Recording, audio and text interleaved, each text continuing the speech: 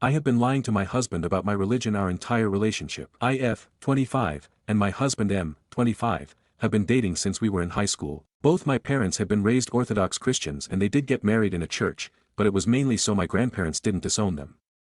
They did get me baptized and we occasionally attended church when my grandparents visited, but I do identify as an atheist. The high school friend group we were in, while not at a religious school, did have a lot of Christian-affiliated people in it, and as someone who had always been embarrassed whenever church came up, it allowed me to talk openly about my few experiences with it. However, as all teenagers do, I lied and heavily played up how religious I was to fit in.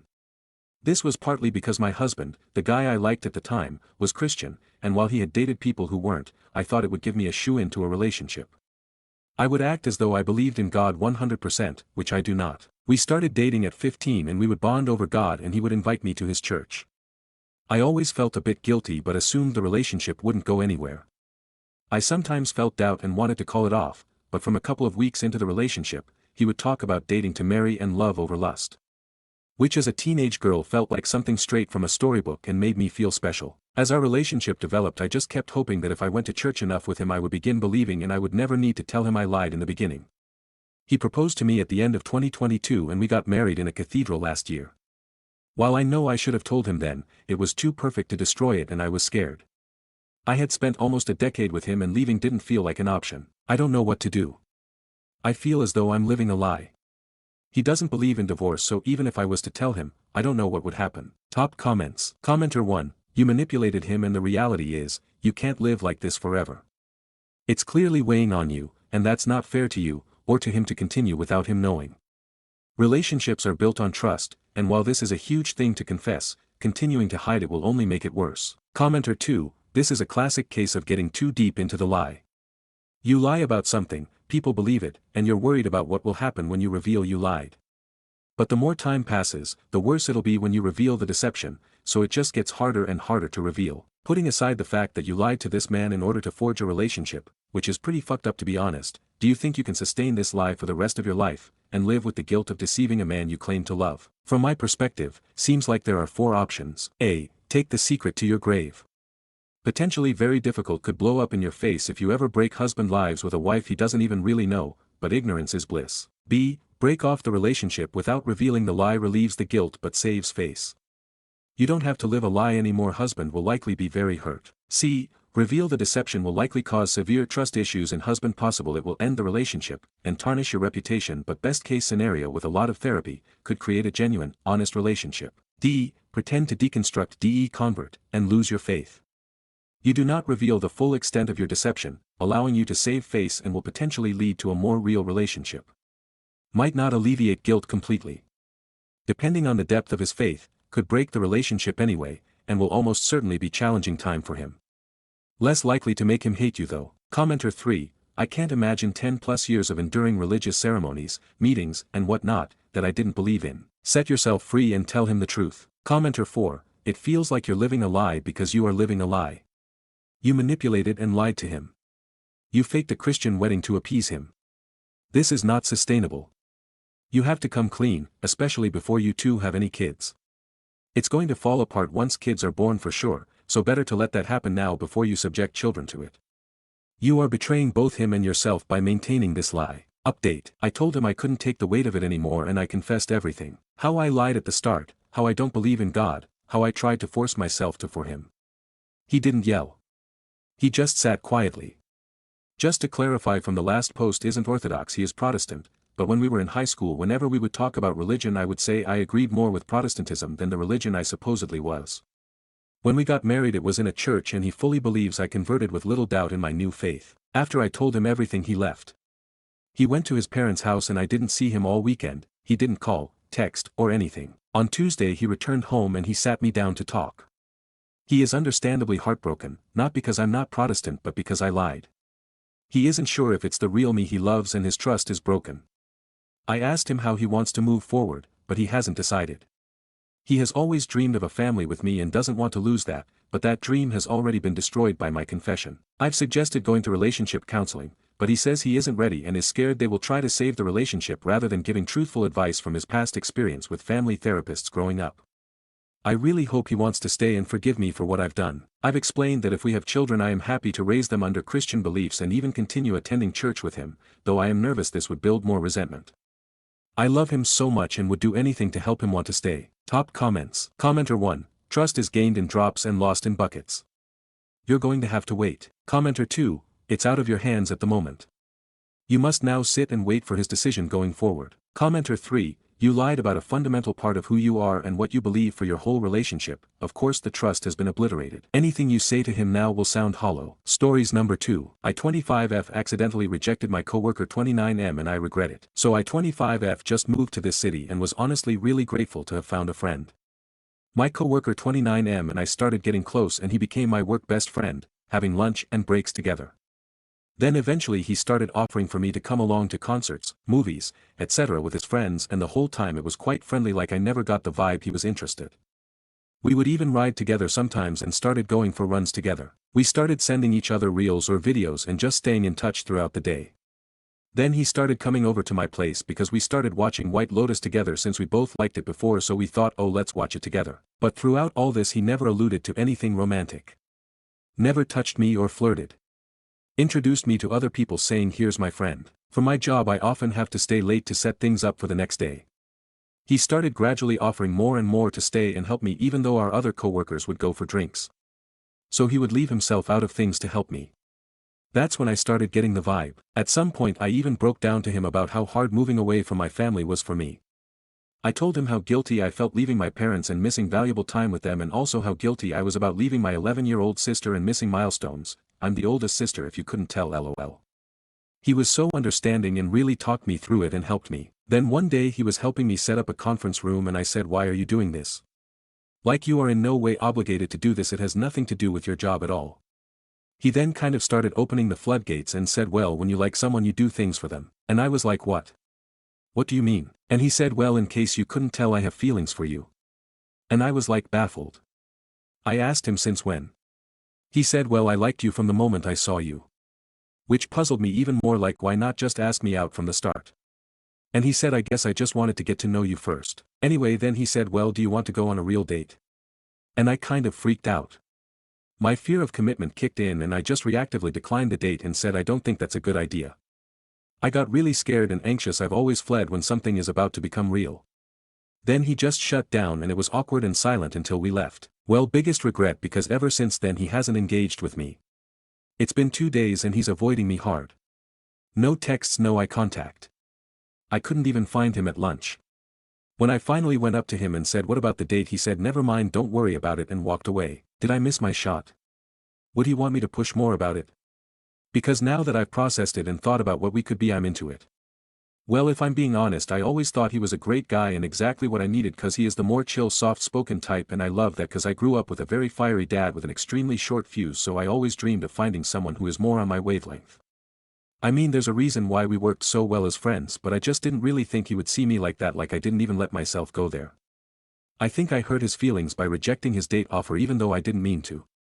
Do I still have a chance to fix this, or does it seem like I've put him off being with me? TLDR, I freaked out when my coworker who has been my best friend for the past 7 months said that he had feelings for me, and I freaked out and rejected him, but I regret it and think he now is out off by reaction. Relevant comments. Commenter 1, I wonder how long he has worked there.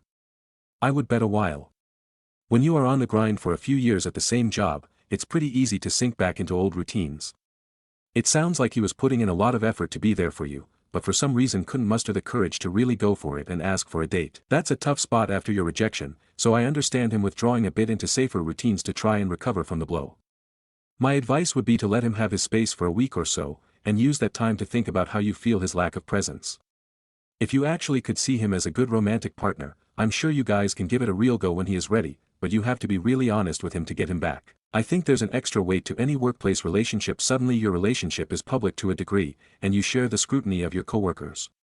Problems at work affect both people even if only one person is involved, and potential splits can kill vibes hard and make moving forward difficult, leading to job changes, etc. Just a lot to think about. If you were both 30, I think this might happen more naturally.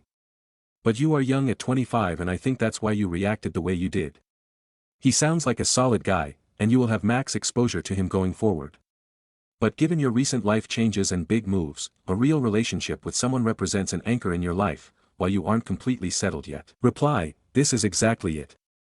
Thinking about being with him feels like committing to being away from my family. Commenter 2, he is not doing this again due to fear of being reported to HR, its repercussions, as you freaked out while rejecting.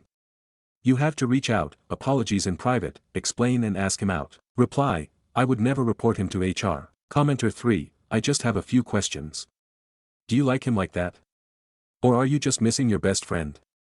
Can you see yourself in a fulfilling long-term relationship with him? Answer those questions just to yourself. If the answers are no or I don't know, let him have his space.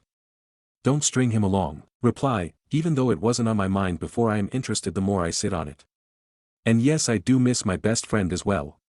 It's been really sad not talking to him. I was just caught off guard. I'm not good under pressure. Update. First of all, thanks everyone for the great advice, I really appreciate it. Well, the most common advice I got was to go and be honest and plan a date for him. So I wanted to do that, but in a more intimate setting, so I was feeling bold and got his favorite, Wingstop, and went to his apartment and just knocked. I would pay to have footage of the look on his face cause he was so taken aback, lol. Anyway, I said, do you mind if I come in?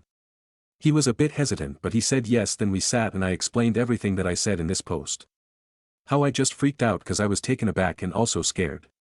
Scared about anchoring myself to a place away from my family, scared to lose my only friend, scared that the idea of having me would end up being better than actually having me. I told him that after having time to process the idea, I am very much into it and see all the ways we are great for each other. I told him how grateful I was for everything he has done for me. And that if I reacted negatively, it had nothing to do with him and everything to do with me. So when I finished my speech, he apologized. This man is too good for me. He was like, okay, I'm also sorry, I didn't mean to ice you out, I was just disappointed and needed a little time, and I would have eventually started speaking to you again, like I would still rather be your friend than not. And that was a big relief cause I saw comments of people saying, well, if he was just hanging out with you to get in your pants, then he's not your friend or he's immature ECT. Well, he proved that he's not and that he's great actually, smiley face. Another thing is people said, well, if you didn't like him romantically at all, then you should just leave him alone or you just missed the attention. I genuinely just didn't even entertain the idea because the nature of our relationship was so platonic. In my brain I was just like, well, we're just friends. If he was interested he would have said so or shown it, flirted, or been more tactile. I just accepted that as the reality, so him saying he actually did like me was a complete surprise. Anyway, so we have officially decided to give it a go. We had a pretty deep convo about where we see our lives going and it's very much in alignment with each other.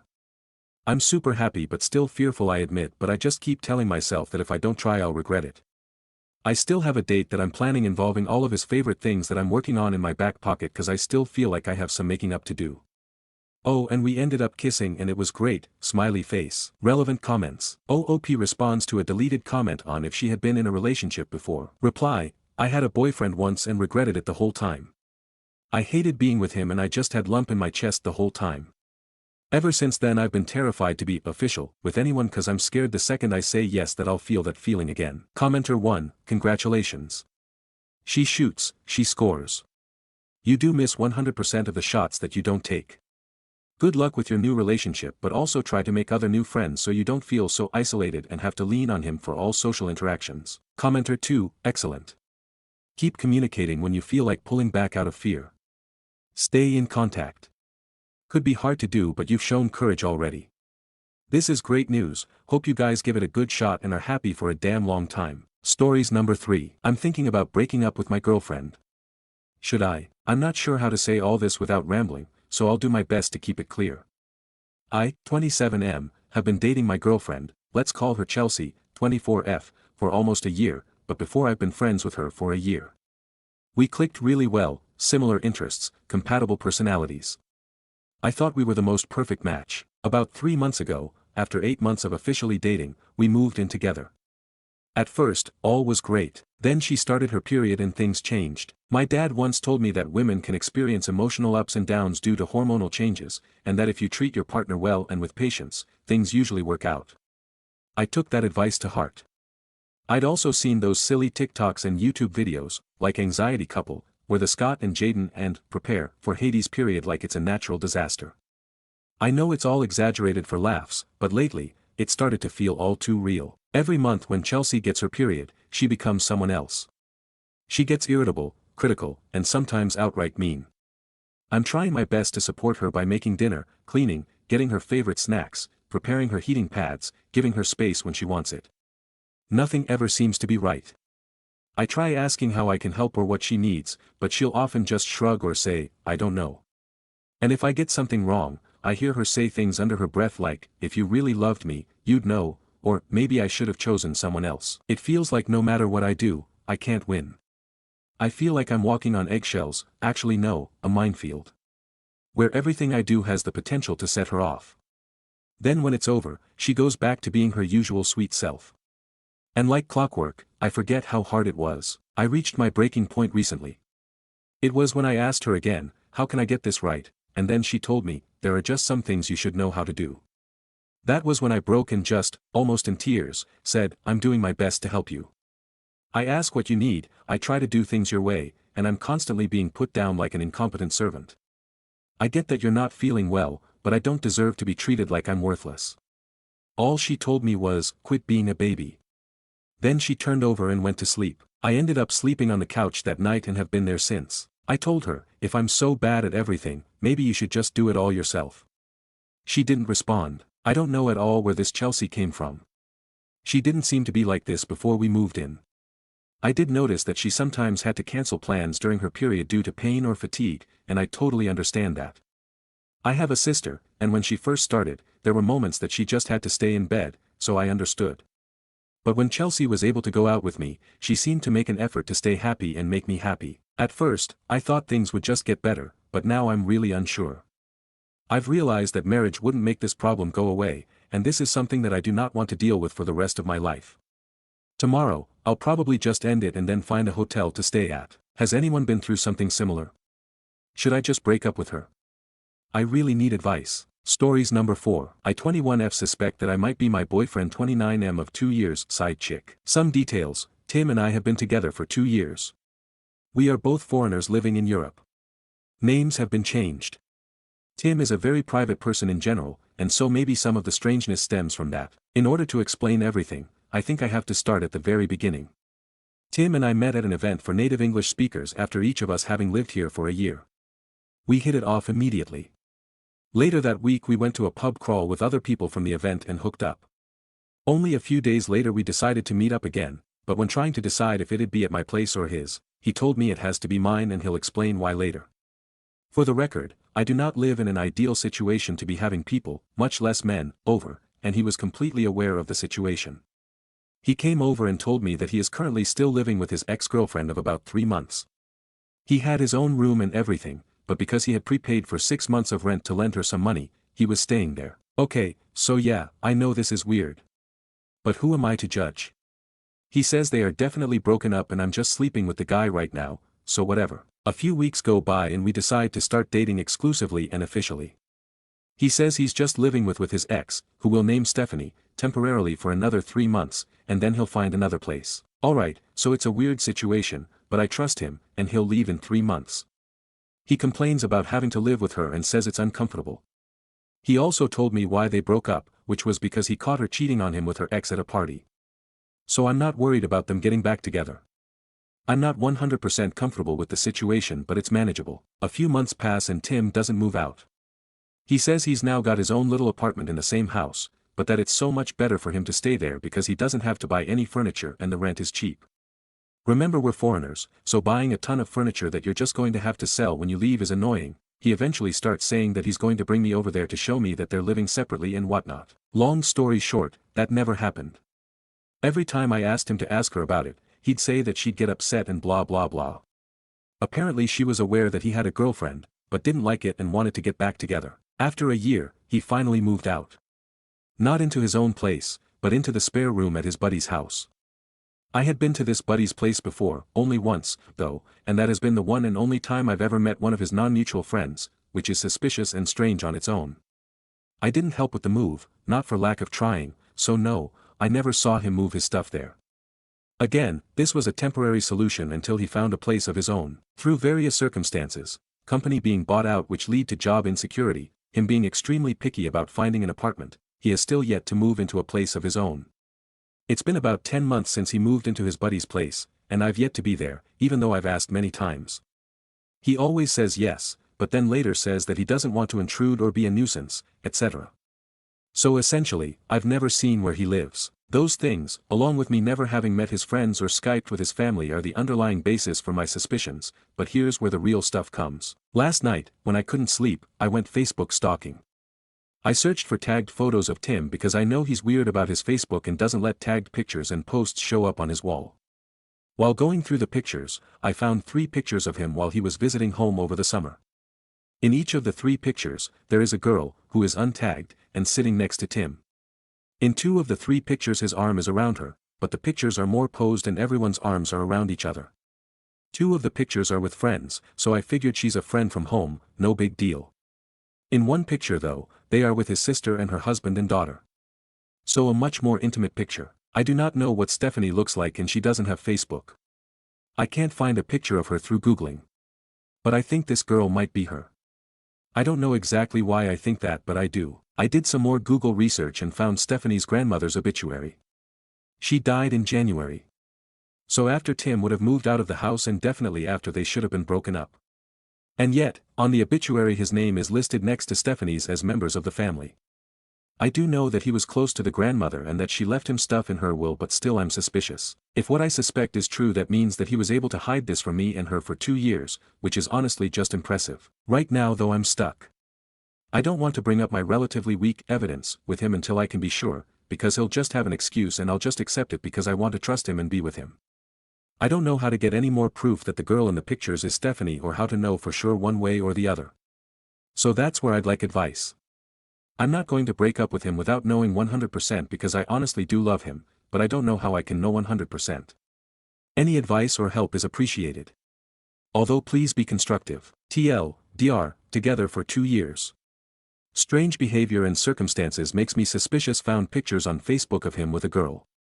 Can't prove whether that girl is his ex or not. Looking for advice. Relevant comments. How long have they been seeing each other? We see each other at least twice a week, usually more, and he spends the night almost every weekend. Commenter 1. That's an awful lot of time to spend away from home with a mistress.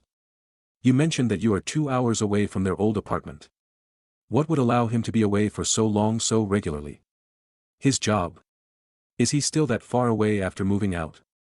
Do you ever do anything in his area, or are you always in your area? There's a lot of suggestive hooks for Reddit to latch onto here, but there's not a ton of meat within your posts to come to an absolute conclusion. Reply. Their old apartment is only about a 40-minute drive away, however because I don't have a car, I'd have to get there using public transport, and because it's in the middle of nowhere it'd take me about 2 hours to get there. The new apartment is only a 20-minute drive and much closer to where he works. He does not travel for work that often, and when he does it's usually only for a night or 2 during the week. We mostly stick to doing things around where I am because I live nearer to the city where there are actually things to do. Plus, like I said, getting to around where his friends are, is an annoyance with public transportation, and drinking and driving is a definite no-go. Does he cancel plans a lot? Yes, he cancels or comes late quite often. I don't know exactly where the new apartment is. I know the village it's in, but not the address. As I said before, I've never really met any of his friends, except for one of them one time. Update 1. So, it's been a while. The story was developing and I didn't want to update without knowing anything for sure. I never expected my post to get so much attention, and minus the few comments and PMs about being a slut, I really appreciate all of the input everyone had, and I read every single comment and message. So first off, thanks to everyone. As many people suggested I do, I started with a conversation with Tim, where I made very clear how much the whole situation bothered me and why it was an issue for me. I tried to show him things from my perspective and tried to make him understand why I was so upset. He said he understood and apologized profusely. He cried and I cried. He said it was never his intention to hurt me and that he hadn't realized this had been such a large issue for me, and that he had been selfish about it. He said it was all going to change and that I would meet his friends and see where he's staying, and get to Skype with his family, etc. etc. He said I was the most important part of his life here and that he can't imagine his life without me in it. He said he wants to find an apartment for us to live together and that when I'm done with school, he wants to go back home together for good. He also told me that the girl in the pictures was an old family friend, and that he was in the obituary because he still is close with the family and they still wish I was a part of the family. I decided to wait and see if he actually held up his end of things this time, and so we made up and all was well. What I didn't mention is that during my snooping phase before this conversation, I found the phone number to the landline where Stephanie lives and decided to give it a call asking for Tim. Stephanie's dad answered, and when I asked for Tim, he told me to call his cell phone because this was the landline. So, not exactly helpful. Before you guys freak out about the dad thing, the house is like a duplex where the parents have their own half and Stephanie has her own half. This is not uncommon in small villages here. A couple days after Tim and I talked, he texted me asking if I had called Stephanie's house asking for him. I decided not to lie and admitted it. He said that she texted him saying that some girl with an accent had called the house asking for him and he immediately thought that it must have been me. I explained that I did it because I felt desperate for answers and just wanted to know what was going on. I also told him that it was inconclusive. He got very upset and said I had betrayed his trust and that I was acting like an insane person. He isn't exactly wrong about that part, but I explained that I felt forced to take such actions because I felt like I was never going to get any answers any other way. I apologized for the invasion of privacy and for bothering Stephanie and her family. After a few days, he calmed down and forgave me, saying however, that this may push back me meeting his friends because he told them what happened and they were pissed that I would treat him that way. I waited a few weeks to see if anything would change and unsurprisingly, it did not. So, this past weekend, he got very drunk one night and I was able to open his phone with his fingerprint while he was sleeping. I found texts from Stephanie from the day before talking about what they should make for dinner that night. He told me he was out of town for work that night. I found lots of hearts and I love yous, and even him using the same pet names for her as he does for me. He told her he was going out of town this weekend for work and how much he'd miss her. I looked through the past few weeks of messages between them and saw that he had sent her quite a few of the same pictures that he had sent me. He had invited her to have a glass of wine with his buddy and her girlfriend.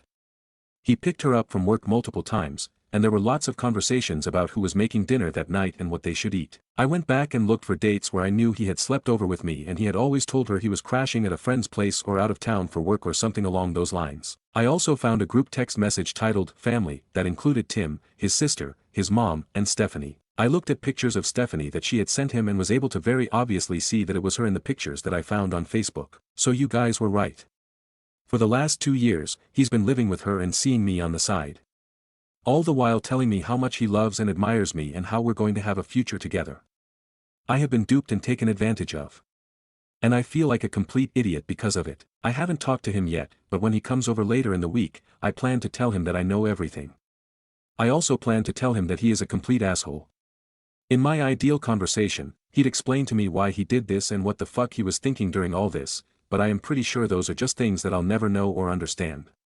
Obviously I will break up with him. I also plan on contacting Stephanie with a letter telling my side of the story. I will give her dates that I know he spent the night with me, so that she can cross-check them with dates that he did not come home. I also plan to include a USB stick with pictures of Tim and me from the last 2 years and screenshots of some of our conversations from the last couple months. I can't make her believe me, but I want to at least do my best for her. I feel like I owe it to her as a fellow human being to let her know what kind of man she's been with for the last 4 years. I am open to absolutely any advice on my plan and on how to move forward from this. I won't lie, I feel so lost and so helpless right now. By breaking up with Tim, I'm losing a huge part of my life in this country, and I'm definitely going to be feeling this hole for a while. So any help is appreciated. Thank you guys so much for listening and sorry this is long AF. I got carried away. TLDR, y'all were right. He's a lying, cheating asshole. I found texts on his phone that Tim is still with Stephanie and that they live together. It was her in the pictures from when he went home in the summer. I'm going to break up with him and tell her about me. Any help or advice is greatly appreciated. Update 2. Again, I'd like to start off this post with a thank you to everyone who responded with constructive and helpful advice. I read every comment, reply, and PM. So, I took your advice and did not try to have a conversation with Tim. I realized that since he was so successfully able to manipulate me for 2 years, having one last conversation with him was bound to end up with me doubting my findings and perhaps my sanity. I wrote Stephanie a 3-page letter, detailing the relationship that Tim and I have had over the past 2 years. Making clear that it was serious and not just a fling. I mentioned dates and events that most people would not have known about, and I included the intricate lies and backstory that he had told me. I included a list of dates from the last 2 months that he spent the night with me and encouraged her to cross-check them with nights that he wasn't at home. I printed out a few photos of us as a quick visible proof, and I included the rest of the photos on a USB stick in the letter. The stick also contained screenshots of any particularly incriminating conversations that we've had over the last few months. I scanned postcards that he had sent me from various vacations and included those as well. For safe measure, I also included a copy of the letter, in case the hard copy went somehow mysteriously missing.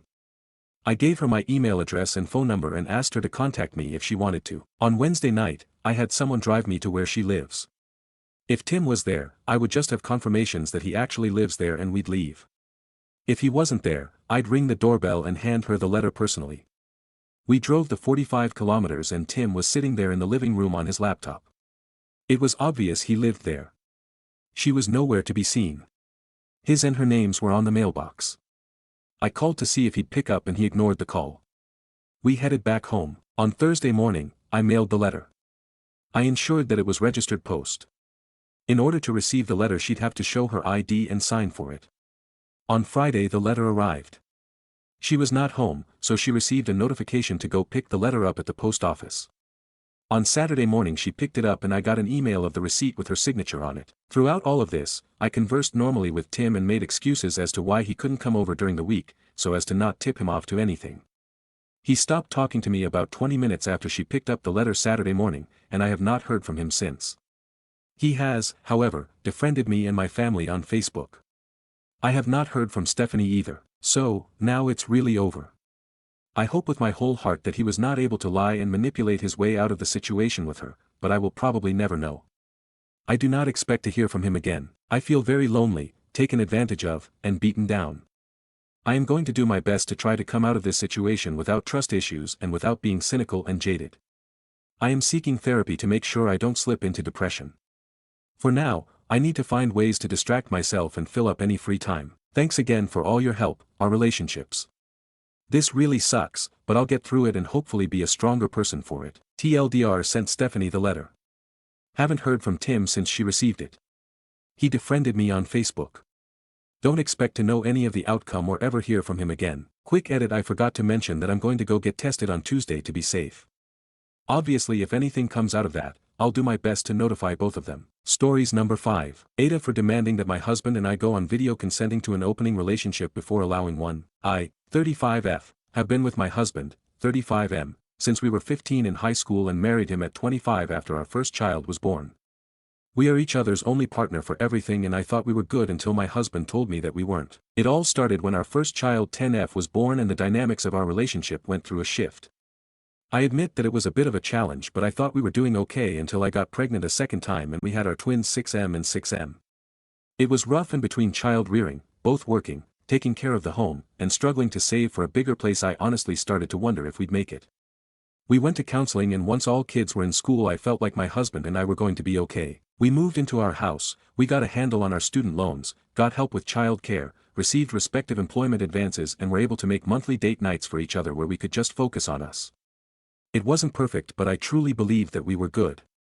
Then one day my husband approached me about wanting to bring more excitement into the relationship. At first I thought he just wanted to spice things up, which I was down for, and we did, but then he started to drop little hints about wanting more and asking me if I ever had any regrets about when we met. It took a while for me to be honestly with both him and myself, but I finally admitted that there were certain I wish we could have done differently and he seized that moment to bring up opening up the marriage. I was shocked, confused, hurt, and the thought of cheating entered my mind. He assured me that it wasn't and sent me articles and videos about ethical non-monogamy, but I wasn't initially open to it. Unfortunately, my husband didn't stop and kept pestering me about it to the point where it would ruin our date nights, and after a year I relented just to get it over with, but insisted on some ground rules.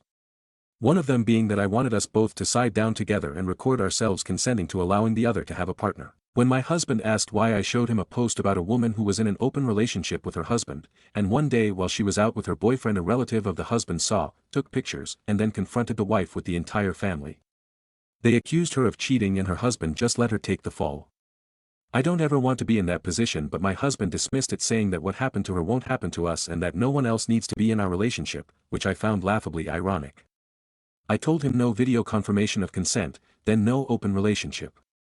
My husband thinks I'm being paranoid, unreasonable, selfish, unfair and unwilling to compromise. Relevant comments. Commenter 1. My husband thinks I'm unwilling to compromise. LOL. That's rich. You literally gave him a compromise. You accepted his proposal with one condition: to address your concerns. I guess for him, a compromise is where he gets to do exactly what he wants, without restrictions, regardless of your needs. Must be nice to live in his head. Reply. His idea of a compromise to my video request is just having something in writing instead of video. Commenter 2. You know he wants to open the relationship because he has a very specific person he's trying to fuck, right? A coworker probably. Reply. No, sleeping with someone from work was one of the ground rules and he didn't give any pushback on that, so at the very least I don't think he wants to sleep with anyone at work. OOP when asked why not sign a contract. It's harder to challenge a video than it is a signed document. OOP on the ground rules. I didn't go into too much details about it, but the other ground rules are that we would have to use protection when it came to other partners, get tested frequently, and if there was a pregnancy outside of the marriage, more likely on his end than mine since I'm on long-term birth control, then the marriage would be over as I won't be a step-parent. Update. Hello everyone. Some things have changed and because I still get the occasional PM about this I decided to give an update to my situation and it will probably be many months before I give any new information if I update again at all. To get straight to the point I decided to give my husband what he wanted and will be filing for divorce. For more details please continue reading. After having yet another argument about opening up the marriage my husband threw a fit and left the house and didn't return until the following day. It was late and I know he had been drinking a few more beers than he usually does so I was worried and kept trying to call and text him. He didn't respond but while I was walking around the house with worried I noticed a pinging sound around the time after I sent my husband messages. I eventually found the iPad that he used to use and was planning on giving to his sister's stepkid and realized it was still linked to his phone. Against my looming sense of guilt, I checked his iPad and it turns out he's been messaging another woman from work for months. It wasn't just work-related or platonic stuff either. A lot of these messages were really spicy and had the occasional NSFW pictures. They didn't show each other's faces but I know my husband's body and the chick he was communicating with forgot about the mirror behind her which showed a tattoo that she had on her back of her shoulder so even though she cut off her face, I knew who she was. According to the messages they haven't gone all the way but they have done other stuff and made jokes comments about me. To make it worse he's also been messaging some of his friends and cousins about me, saying how disgusting he thinks my body has become since having our kids. How he hates that my breasts have tiny stretch marks and aren't as high up as they used to be and resents me for putting my desires of doing motherhood a certain way rather than considering the needs of my partner, aka my choice to breastfeed instead using formula like he kept suggesting. My heart broke and I cried as I read the messages. I guess I wasn't as quiet as I thought I was because my son woke up and asked me if I was okay. I ended up taking him to bed with me and we fell asleep snuggling. I woke up to my daughter giving me breakfast, toast with jam and a peeled tangerine with some cereal, and told me that she heard her father and I arguing and wanted to cheer me up because she knew I was sad. This made me angry inside, not at the kids but at my husband. How dare this man subject these beautiful kids to this type of chaos all because he wanted to get laid. In that next moment something in me broke emotionally, and I no longer held any care or love for my husband. Part of me was hoping something terrible did happen to him while he was out as it would be a much cleaner break for me and my kids and I would have the benefit of his life insurance policy. Maybe I should see a therapist about that. After I finished having breakfast with the kids, I let them go play while I looked up divorce attorneys and Google state laws on marriage and divorce. My husband came back in the early afternoon, still wouldn't say where he was but I didn't care. As he was showering, I told him that he had my permission to open the marriage, no video or written statement required. He was ecstatic and suddenly the fun and attentive man my husband was came back and it made me sick. He agreed never to bring any of his conquests to the home where our children might see and use protection but his word means nothing to me now. Over the next couple of days I used my lunch breaks to have phone meetings with lawyers and I believe I've found the one for me. Since I gave my husband the green light he's not being covert about his adventures and even showed me his Tinder profile. I smile but say nothing and I'm just collecting whatever evidence I can pass on to my lawyer. My plan is to serve him and pretend to be the aggrieved wife who found out about his adultery and lie about giving him permission to family and friends. No one outside of my lawyer knows that I'm gearing up for divorce in real life and there is no changing my mind. Stories number 6. Aita for telling my mom I always knew my dad was the reason I wasn't a bone marrow donor for my half-sister. So the donating stuff happened 12 years ago. I, 20F, was 8 at the time. My parents were divorced and shared custody of me, my older brother and my younger brother. Mom was remarried and had my half-sister Evie with her husband. Evie was born with leukemia and at first they thought other treatment had worked but then she needed bone marrow. They couldn't find a match in the adults in both sides of her family and there were no matches on the donor list. So my mom wanted to test me and my brothers. Our dad said no and mom went behind her back and got us tested and I was the only match. Dad wasn't okay with that and he made sure mom went no further. I did some research a few years ago and I realized that this is already sorta uncertain territory and the only reason I would have been considered is because of the sibling angle but kids are typically not allowed to be bone marrow donors. I was kept out of it at the time, as were my brothers, but my older brother and I knew what was going on. We weren't young enough to not at least figure some stuff out. My younger brother knew mom and dad fought a lot but wasn't aware of all the details. In the end my dad stopped me from being a donor. It did have long-lasting effects and my mom and her husband hate my dad for it. My mom had a big problem with me and my brothers having a good relationship with dad as we got older and she was upset we all chose to live primarily with him in our mid to late teens. The fact me and my younger brother live with dad still bothers her so much more. And she asked me how I could live with him recently and she told me all about dad stopping me from donating bone marrow to my half-sister. Mom talked about it like I was supposed to be angry at dad. She clearly still is. She said my half-sister's long-term health could have been so much better if she'd gotten the transplant way sooner than she did, and been able to recover faster. I know that was mentioned that she was sick for too long to fully recover in a way that didn't have a lifelong impact. But anyway, Mom was ranting about dad and how he stopped me and I told Mom I knew. Mom didn't look like she believed me at first but I told her I always knew. Mom raged at me for the best part of an hour, and yeah I let her, and then she asked me how I could make the decision to live with my dad after that. I told her he made the right decision and I was glad he did it. I was glad he fought for me. My mom told me she couldn't look at me and didn't know how to handle me being her daughter anymore. She told me it was disgusting and then she said my poor half-sister would be crushed to know how I felt. After that my brothers told her they knew too. My younger brother said he found out in his teens and it made sense. So Mom's basically disowned us all now and she said there's something heartless about us. Stories number 7. My GF, 19F, of 5 months won't answer her phone and I, 24F, think her friend, 20F, is sending texts as her. Am I blowing this out of proportion? My GF, let's call her Kathy, is off at college. She lives in a dorm on her campus, which is an hour and a half away from my house. She comes to visit me on weekends. A bit rough on gas budget, but it works for us. We actually met at college, she was a freshman and I was a senior plus taking a couple final classes to fulfill my credit requirements so I could graduate. I finished last semester and she's still going. Long distance hasn't been an issue so far, we just text a lot and spend the weekends making up lost time. She's the sweetest, most easygoing person I know, but today, something weird happened. We normally text throughout the day. We texted during the morning, then she had class so I stopped for a couple hours. Normally she texts me at lunch, but she didn't. I texted her and she didn't respond. I figured maybe she was busy. I texted her a couple times an hour later when she normally studies. Nothing. I started getting worried at dinner time. I called her and she didn't pick up, which is really unusual for her. I started texting things like, "Are you okay?" and "Please pick up." She didn't answer, so I started searching through my desk for my address book to find the numbers for her friends. I figured maybe her phone was dead or broken. But while I was searching, I finally got a response from her phone. It was, "I'm okay, sorry my phone was on silent." But Kathy doesn't text like that. She texts with capitals and complete sentences with normal punctuation. And she adds smiley faces to every single text, which I tease her about all the time. I texted, "Are you sure you're okay?" and she said, "Everything's fine." My name, that really caught my attention, because Kathy exclusively calls me by a nickname.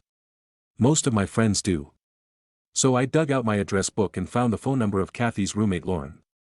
I texted her, "Hey, this is Kathy's girlfriend. Do you know if she's okay?" She responded immediately with, "She's fine, she's right here in our room with me," no capitals or punctuation, ending the sentence with an ellipsis just like Kathy's weird texts. I think she was the one sending texts from Kathy's phone. I called Kathy's phone again and whoever has her phone rejected the call before it was done with the first ring. I got another text from Kathy saying, "Seriously, my name, stop worrying about me, I'll talk to you later," followed by, "Good night." Am I just being silly? I feel something really weird is going on but I don't know what it could be. I don't think she's cheating on me. From what she's told me about Lauren she seems like a totally normal person. I don't have any specific suspicions, I just feel like something's gone wrong and I don't know what to do. Should I badger Kathy's phone until she actually calls me or someone tells me what's going on? Should I just let it go? I'm at a loss here. I don't want to be the weird clingy girlfriend but this seriously isn't like her. TLDR, my GF away at college won't answer her phone and all her texts are in the style her roommate uses and not the way she actually texts. Am I being ridiculous or should I keep trying to contact her? Update. This morning I did what I always do as part of my morning routine, I texted Kathy. I'd nearly forgotten about yesterday. After 20 minutes of no response, I broke down and tried calling her. The call wasn't even rejected, it went to her voicemail. I left a short message asking if she was still planning on coming over this weekend. I decided to take your guy's advice and leave her alone from then on. I still felt like something was wrong, but I figured maybe I was misreading it and she just needed space. I tried to focus on work stuff. Stuff's going on in my personal life, but it is still a Thursday. And then, at about noon, I got a text from a mutual friend of me and Kathy, Ben. The exact words, Ben, hey, my nickname. How are you holding up? Me, what do you mean? Ben, I mean, with Kathy. I called him immediately and asked what was going on, because I couldn't get a hold of Kathy. There was like 5 seconds of just stunned silence and then Ben dropped the bomb. Kathy is in the hospital. I tried to interrogate him but he didn't know much, just that she was having some kind of emergency and couldn't take visitors. He said he had heard it from her roommate this morning. He apologized because he legit thought I already knew. He was actually texting me because he wanted to know if there were any updates. I called Kathy and got voicemail. I called Lauren and got another instant rejection. I called her parents' house and finally got someone. Her father said that a nurse had called early that morning and her mother had gone out there to see her. I tried to ask more questions but her father really doesn't like me and refused to tell me anything or even give me Kathy's mom's cell number. I've texted a couple of her friends, but like Ben, they couldn't tell me anything. So my girlfriend is in the hospital and that is literally all I can find out about the situation. She's been there since yesterday afternoon. That's what Ben guessed, and she's still there today and still hasn't contacted me in any way. What do I do? Do I drive out there? We've only been dating for 5 months. I have no idea how serious this is. It's a 1.5-hour drive. And I still don't know why her roommate went out of her way to hide this from me. Does Kathy not want me to know she's in the hospital for some reason? And even if that's the case, why couldn't she just lie to me herself? Or did her roommate go crazy and hurt her and that's why she's in the hospital and now her roommate is trying to cover it up? Everything is so frustratingly vague. I feel lost. Any advice or insight is appreciated right now. Relevant comments. From what she's told me, her roommate is a normal person. Kind of flaky, lazy, and more, promiscuous than my roommate is comfortable with. She's a very sweet straight-laced girl from a strict household, but generally nice. She's very LGBT friendly, which was Kathy's biggest worry about living in a dorm. There haven't been any big problems so far and they've been living together since September. Update, Lauren went nuts. Kathy had a seizure in class, went to the hospital, told Lauren not to worry me and Lauren misinterpreted it as telling her to lie to me. Ben tracked her down and told her off. I went out and stayed in a hotel and visited with Kathy and also found out from her mother what was going on. She has a rare genetic disorder which I won't name because that would pretty much instantly identify her. Her mom is warming up to me, even if her dad still kinda hates me. Kathy got out of the hospital after a couple weeks but has to keep going in for checkups on the regular to make sure it's under control. Kathy's recovered mostly. She isn't supposed to do strenuous activity, but she's doing good and managed to do well enough on her finals to make up for the work she missed and pass her classes. She apologized for the whole thing, for not telling me about the genetic disease and for saying something that Lauren misinterpreted as, lie to her. I've forgiven her completely. I absolutely don't think it's her fault that any of this happened. I don't even really blame Lauren for the first few lies to me. She was under a lot of stress and didn't know what was going on.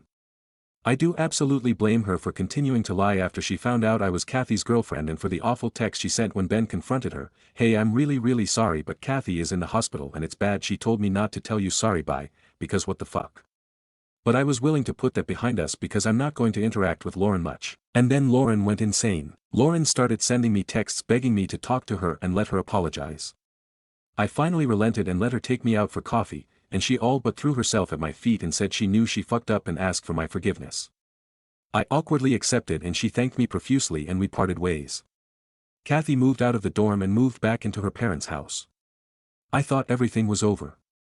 And then Lauren found out that Kathy doesn't intend to ask for her as a roommate next year.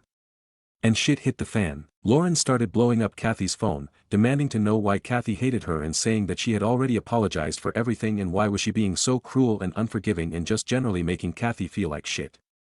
I called her intending to ask her to stop, and she started sobbing over the phone and told me she has a crush on Kathy and a crush on me and she can't bear never seeing either of us again and to give her another chance. I was really startled, so I think I just stammered out something about how I forgave her but she needed to stop harassing Kathy. She worded it vaguely, but I think she agreed. I hung up. She did stop incessantly texting Kathy's phone, so I thought it was over again. Now today Ben texted me asking if Kathy and I had broken up. I told him no and asked where he got that from, and he said that Lauren is telling everyone, including a lot of our mutual friends, that Kathy and I weren't together anymore and Lauren was dating me long distance. I have no idea how to react to this. Lauren seemed like such a normal person, and now she's doing this shit. I told Kathy, and she said it seemed really out of character for Lauren and looked worried. Lauren lives far away, in a different part of the state, so we're probably never going to run into her again if we don't want to, but she lives near a bunch of my college friends who I did intend to keep in contact with. Kathy and I hung around in the same circles, and after I graduated she would sometimes bring Lauren with her to events because Lauren didn't seem to have a ton of friends. So Lauren knows all of these people and I'm sure she's talking to them. I don't know if I should clear it up or just try to ignore her or meet with her and hash this out or. I've never been in a situation like this before. TLDR, my GF's ex-roommate is telling a bunch of our faraway friends that she, roommate, is dating me.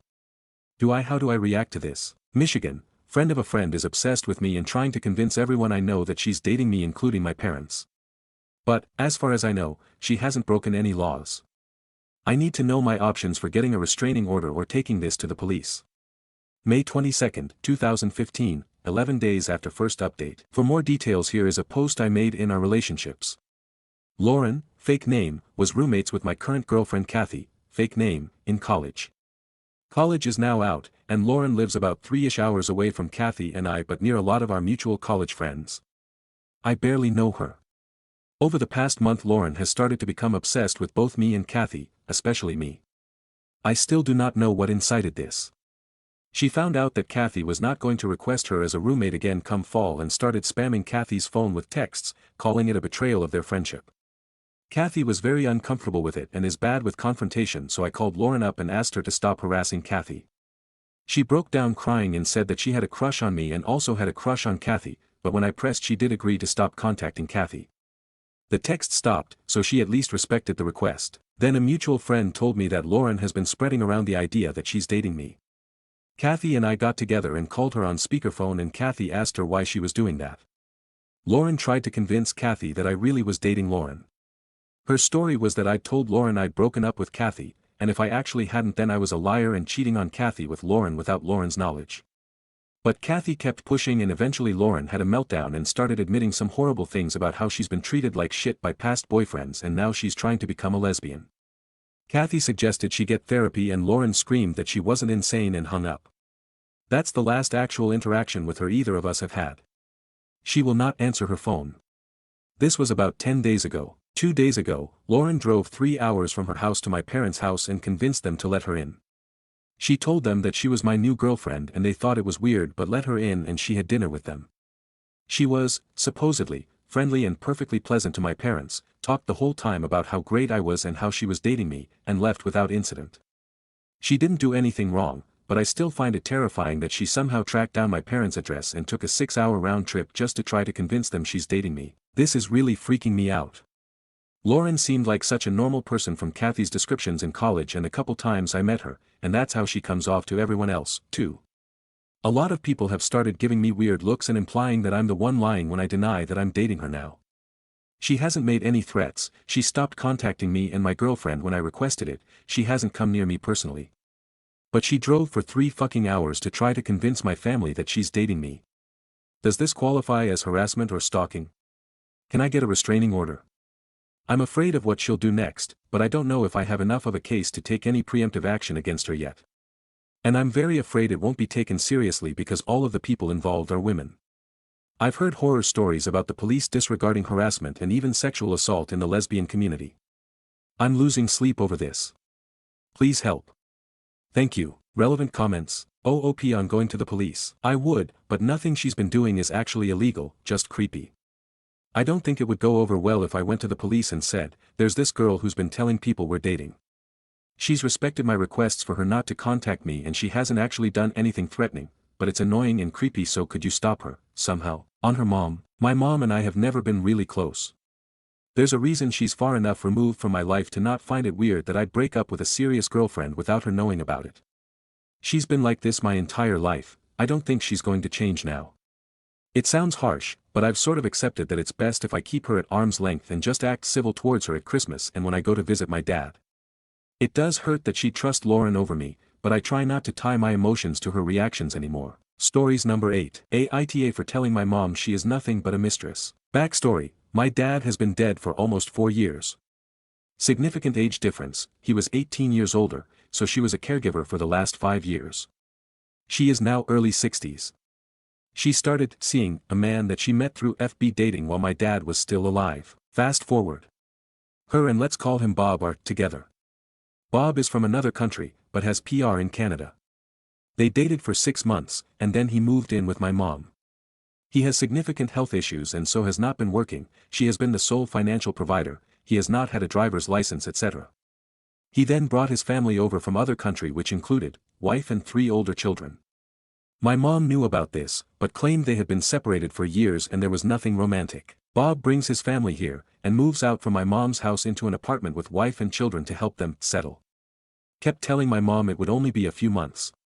It has now almost been a full year. To complicate matters, they opened a store together in the local mall, selling wares from his home country.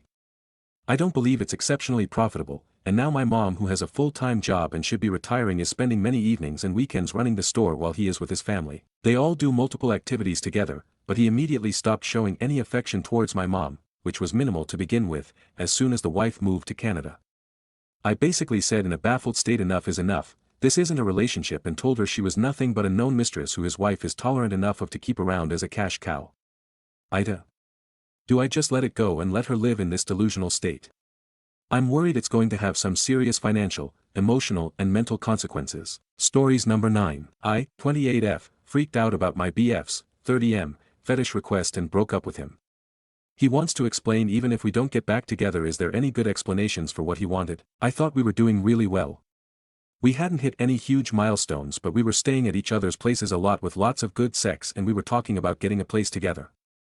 We also mixed well with each other's friends and had similar interests and life goals. I felt relaxed in his presence, which is not something that comes easy for me, and while laying in bed he did the face he does when he wants to try something new or do something that is for his pleasure more than mine, basically the face that says, I feel guilty for even thinking this, so I want you to ask me what I'm thinking, so it's like you brought it up. Nothing too extreme had ever came up before, and I always thought the whole act was kinda cute. It reminded me of the youthful nerves of my first sexual relationship. So I asked what was on his mind. After the usual, no pressure, and I'm just wondering what you think, and all that, we got to the actual idea. He wanted me to have sex with his friend while he watched. I freaked out, and I don't usually do that. I'm able to have calm conversations with tense topics, but this felt very different. It was like a visceral reaction that I could barely even control. Feelings and words became so blended that I'm not sure where my thoughts ended and what I actually said out loud. I do know how it made me feel. Like everything I thought we had was a lie, and that he thought I was his whore, and that his relationship with his friends was so much important than our relationship or my dignity that he could just toss me to them like it was nothing, and worse, he could get off on watching that. There was also all the other stuff that would come with it. Did he already discuss this with them? Had he done this before to other girls? Was I hanging out with these boys while they were thinking they were gonna fuck me?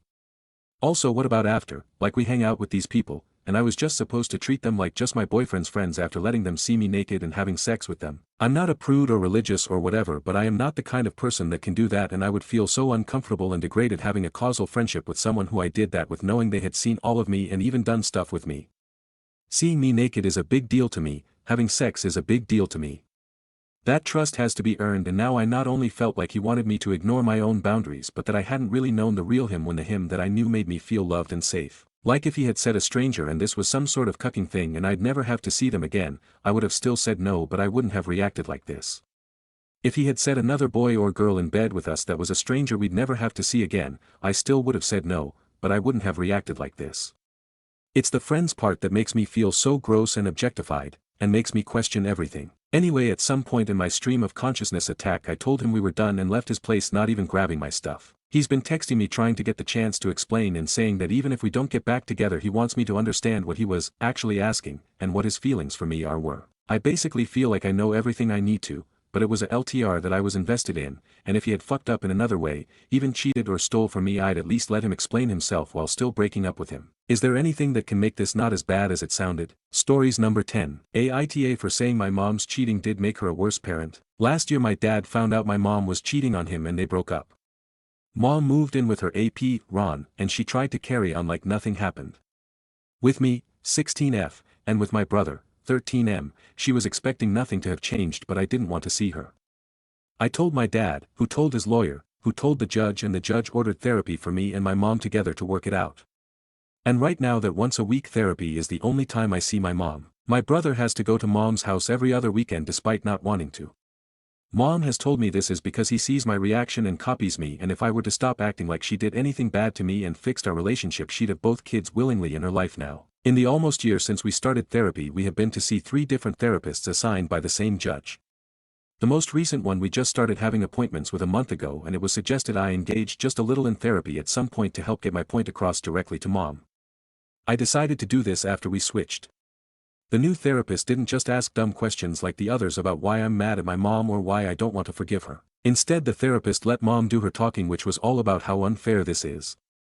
How she was always a great mom to me and my brother, and how we should not be treating her different because of how her marriage ended. She never failed in her duty as a parent to the 2 of us, and her heart is broken by the fact she can be so easily discarded. And how unfair she finds it that we won't give her a chance. Then the therapist asked me if I had anything to say to the things my mom said, and I told her I did. For the first time I said exactly how I felt, and I told mom directly. I said that yes, mom cheated on dad and their relationship is their relationship. But I pointed out how cheating creates a broken home, one that is full of pain and anger and does damage that can't be brushed away. I pointed out that mom didn't think about me and my brother when she chose to betray dad and hurt him, or the impact it would have on us to go from our parents together to mom being with someone else immediately. I said people talk about how kids need time after divorce or death to adjust to the transition, and cheating takes away from that because typically the people who had the affair move in together immediately, and I said that happened here. I said I went from having a normal happy family to finding out it was not as happy as I expected because clearly mom wasn't happy. To then being told my parents were divorcing and realizing that my mom had hurt dad. And that mom expected me to live with her and the person she destroyed our family to be with. I told my mom I don't see her the same way anymore. She's not someone to admire because she's not honest. She doesn't care about hurting the man who gave her 2 kids or hurting her 2 kids. I told her I would never want to be like her now. And that's hurtful to realize. I said she can talk all she wants about how she did nothing to us, and the more she does the more she angers me because she did. She caused so much upheaval in our lives and expected us to just go with it. I told her the fact she expects me to be nice to Ron is insanity, and that I felt like she was selfish for refusing to see why me and my brother would feel that way. I said she even wanted to blame me for my brother's feelings instead of herself. I said so mom saying this never changed her parenting is wrong. I said it made her a worse parent because of everything I said. And I told my mom and the therapist that my view is pretty fucking set and I'm not open to seeing if it can change. I took up the rest of our appointment so mom didn't get to address it, but she looked mad. Stories number 11. Aita for breaking up with my GF after she dropped a heck of a fact bomb on me. My GF, F29, and I, M32, have been together for 3 years and I was planning to propose to her soon. She is a very sweet person and we never had any large arguments before. We listened to the same music, watched the same TV show, and even have the same food preference. Yesterday, a mutual friend of ours came over to hang out, and started to talk about her ex returning to our town soon. This opened up a can of worms in which my GF admitting that she still harbors feeling towards her ex and have been unable to move on from him. She mentioned that the reason that she dated me was that I was the guy she felt the most comfortable with, albeit that she didn't feel anything romantic towards me. For context, they broke up a couple of years before we dated as he was moving out of the country. She was the one who proposed that we should date. He never came back, and have never been in contact with any of us since then. Afterwards, it felt awkward around my GF, especially knowing that she and I have different set of goals for this relationship, and I wanted to break it off. She then asked me not to mind the fact and that she still wants to continue whatever we had before. Aita for not being able to say yes to continue this relationship as usual. Some comments. Commenter 1. NTA She essentially said she has feelings for someone else, which leads me to believe her future doesn't fully include you in it. I wouldn't waste my time and wait to find out she doesn't want a future together years down the line. I mean, I guess you could have another conversation with her and ask what her end goal is, but if you can't get past the fact she admitted feelings for an ex, I would just leave things as they are with you having broken up with her. Reply. I don't think that I'm able to live with the fact that my GF is not attracted to me. Thanks for the insight. Commenter 2. She openly admits she has no feelings for you. Run, don't walk. NTA. Reply. Yes, that came out of nowhere.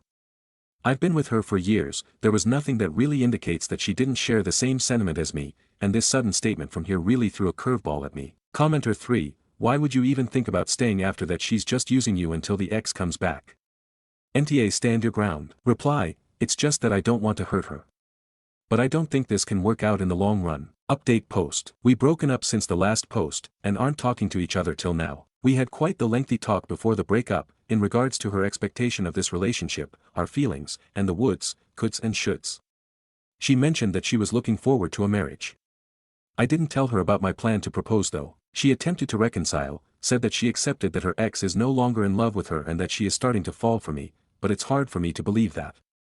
She wanted us to start again from the beginning as friends, and work our way up till how we were before the talk, but I personally think that would be impossible, at least for me. In the end, she reluctantly agreed to go our separate ways. As for me, I felt lighter, relieved, but not happy. I'm just glad that I don't have to question myself on the hows and whys anymore. I haven't told my mum yet, she would be devastated as they are close. These few mornings I have not woken up to her good mornings and it felt a bit lonely. I'll manage, but I do need the time to recover. Some comments. Commenter 1. Okay, so for 3 years, every time she said, I love you, she was lying to your face. Sorry, but that to me is a deal killer. The ex doesn't matter, her feelings for the ex don't matter. What matters is you and her and trust and honesty. And she told you she felt one way, swore it was the truth, when she really felt another way. I don't think there's coming back from that. Because from this day forward, every time she says, I love you, part of you will wonder if she really means it. Commenter 2. You made the best choice, now move on and you will definitely find someone who values you. Reply, I like to think so, but I might need some time before going into another relationship. Stories number 12. To fool by thinking golden hour meant something completely different. Not today, but a few months ago. I was trying to impress this girl I'd been seeing. She's super into photography and kept going on about catching the golden hour. I nodded along like I knew what she meant. In my dumbass brain, I assumed golden hour was some kind of metaphor, like a time where things get romantic or something magical happens. So I planned this whole date night, dinner at 7:30, candles, wine, jazz, you name it. She shows up and goes, wait, aren't we going out to shoot sunset pics? Turns out, golden hour is literally just the hour before sunset. Not a vibe, not a metaphor. Just physics. She laughed when I explained and we still had a nice evening, but she did tell her whole photography group and now they all call me Mr. Metaphor. TLDR. Thought golden hour was a romantic metaphor. Turns out it's just a lighting term. Planned a candlelit dinner instead of a sunset photo shoot. Stories number 13. Final update, Aita for crying when my boyfriend let his best friend's wife alter the dish I made for dinner. My boyfriend, 28M, and I, 22F, met at work 2 years ago. Technically I was working part-time during undergrad and he was a customer, but after a couple of months, we started going out. I really love this man and nothing has happened on this scale before, so I'm very confused about it. My BF has a very tight group of friends. I am well acquainted with them, and their girlfriends. One of them, Dave, just is married to Ellie, fake names. Ellie is an excellent cook and often hosts dinners, and everyone brings a dessert to those dinners. I am the youngest in the group, so most times they brush off my requests for contributing or bringing in a dessert. However, the last time I asked Dave and Ellie if they wanted anything extra like wine or some sweet dish for dinner, they said I could bring one of those sweet dishes I make for my boyfriend. I'm Indian, and even though I can't cook as well as my mom, and I'm in a different country for studies, I called my mom up and had her teach me properly how to make a specific Bengali sweet which is my favorite. I had my friends taste it and they said it was great. My boyfriend ate some and said it was excellent. Except, last night, I greeted Ellie and kept the dish in the kitchen. When the food was brought out and my boyfriend told everyone I made it, I saw that someone had added cinnamon powder to the sweet. You never have the sweet with cinnamon powder. The dessert tasted like cinnamon and I felt horrible. Though everyone said thank you and it was good, I think my face gave it away, and my boyfriend took me aside and said that Ellie had told him that my sweet looked too white and thought some cinnamon might bring some color into it. I don't know, I just felt awful and I started to tear up. My boyfriend then defended Ellie and said that his friends already think I'm a child and not make a big deal of this and we will talk about it. I told him Ellie asked him first, couldn't he have told her not to add cinnamon to the sweet? He told me he didn't think it was a big deal and asked me to drop the topic on the way home. I didn't text him goodnight and this morning he said he was sorry and said my crying made him feel like an awful person. I don't know, now I think I overreacted. Sum of comments. Commenter 1. Thank you, by the way, it was Rosagala. I even had my mom ask our local sweet shop what quantity they used for the sizes of Rosagala. I had managed the sweet to taste a lot like the sweet shop, so that's why I was so upset. If it tasted bad I wouldn't have cried. Commenter 2. Actually you should have asked right at the table why is there cinnamon added to your dessert. Not in a shout complain way to make a scene but to make it clear your dessert was spoiled and your contribution was pretty much sabotaged. Don't cover other people f.ckups. It's on them, not you. Reply, I didn't want to embarrass Ellie or my BF. Plus I didn't know who added the cinnamon during dinner, and I was too upset to even talk. Commenter 3, so your boyfriend doesn't defend you and apparently all his friends think you're a child. Which he also doesn't defend you against. He's also got 6 years on you, dude's nearing 30. Does your boyfriend often treat you like a child? Does your boyfriend usually defend his friends when they do some fuck shit like this? Does your boyfriend defend you at all? He should feel like an awful person. He is an awful boyfriend. Reply, I usually just hang around my boyfriend's friends during these dinners. I admit I feel a little left out because they all have been friends for so long and I'm from a different culture, but they have never said any outright offensive thing to me. My boyfriend doesn't treat me like a child. He mentioned before that due to my age his friends see me like a much younger sister, so I guess that's why he said it. I don't know, I'm kind of rethinking his words. Commenter 4, you should really your aunt have around with your BF in Bengal. We don't have GFs or housewives, we have queens of the house. He needs to understand the Bengali household hierarchy. Reply, there is no way am I going to tell this to my ma. She already has reservations about my BF due to the age gap and the fact that he is not Bengali. But thank you, your comment cracked me up. A lighter comment. I know.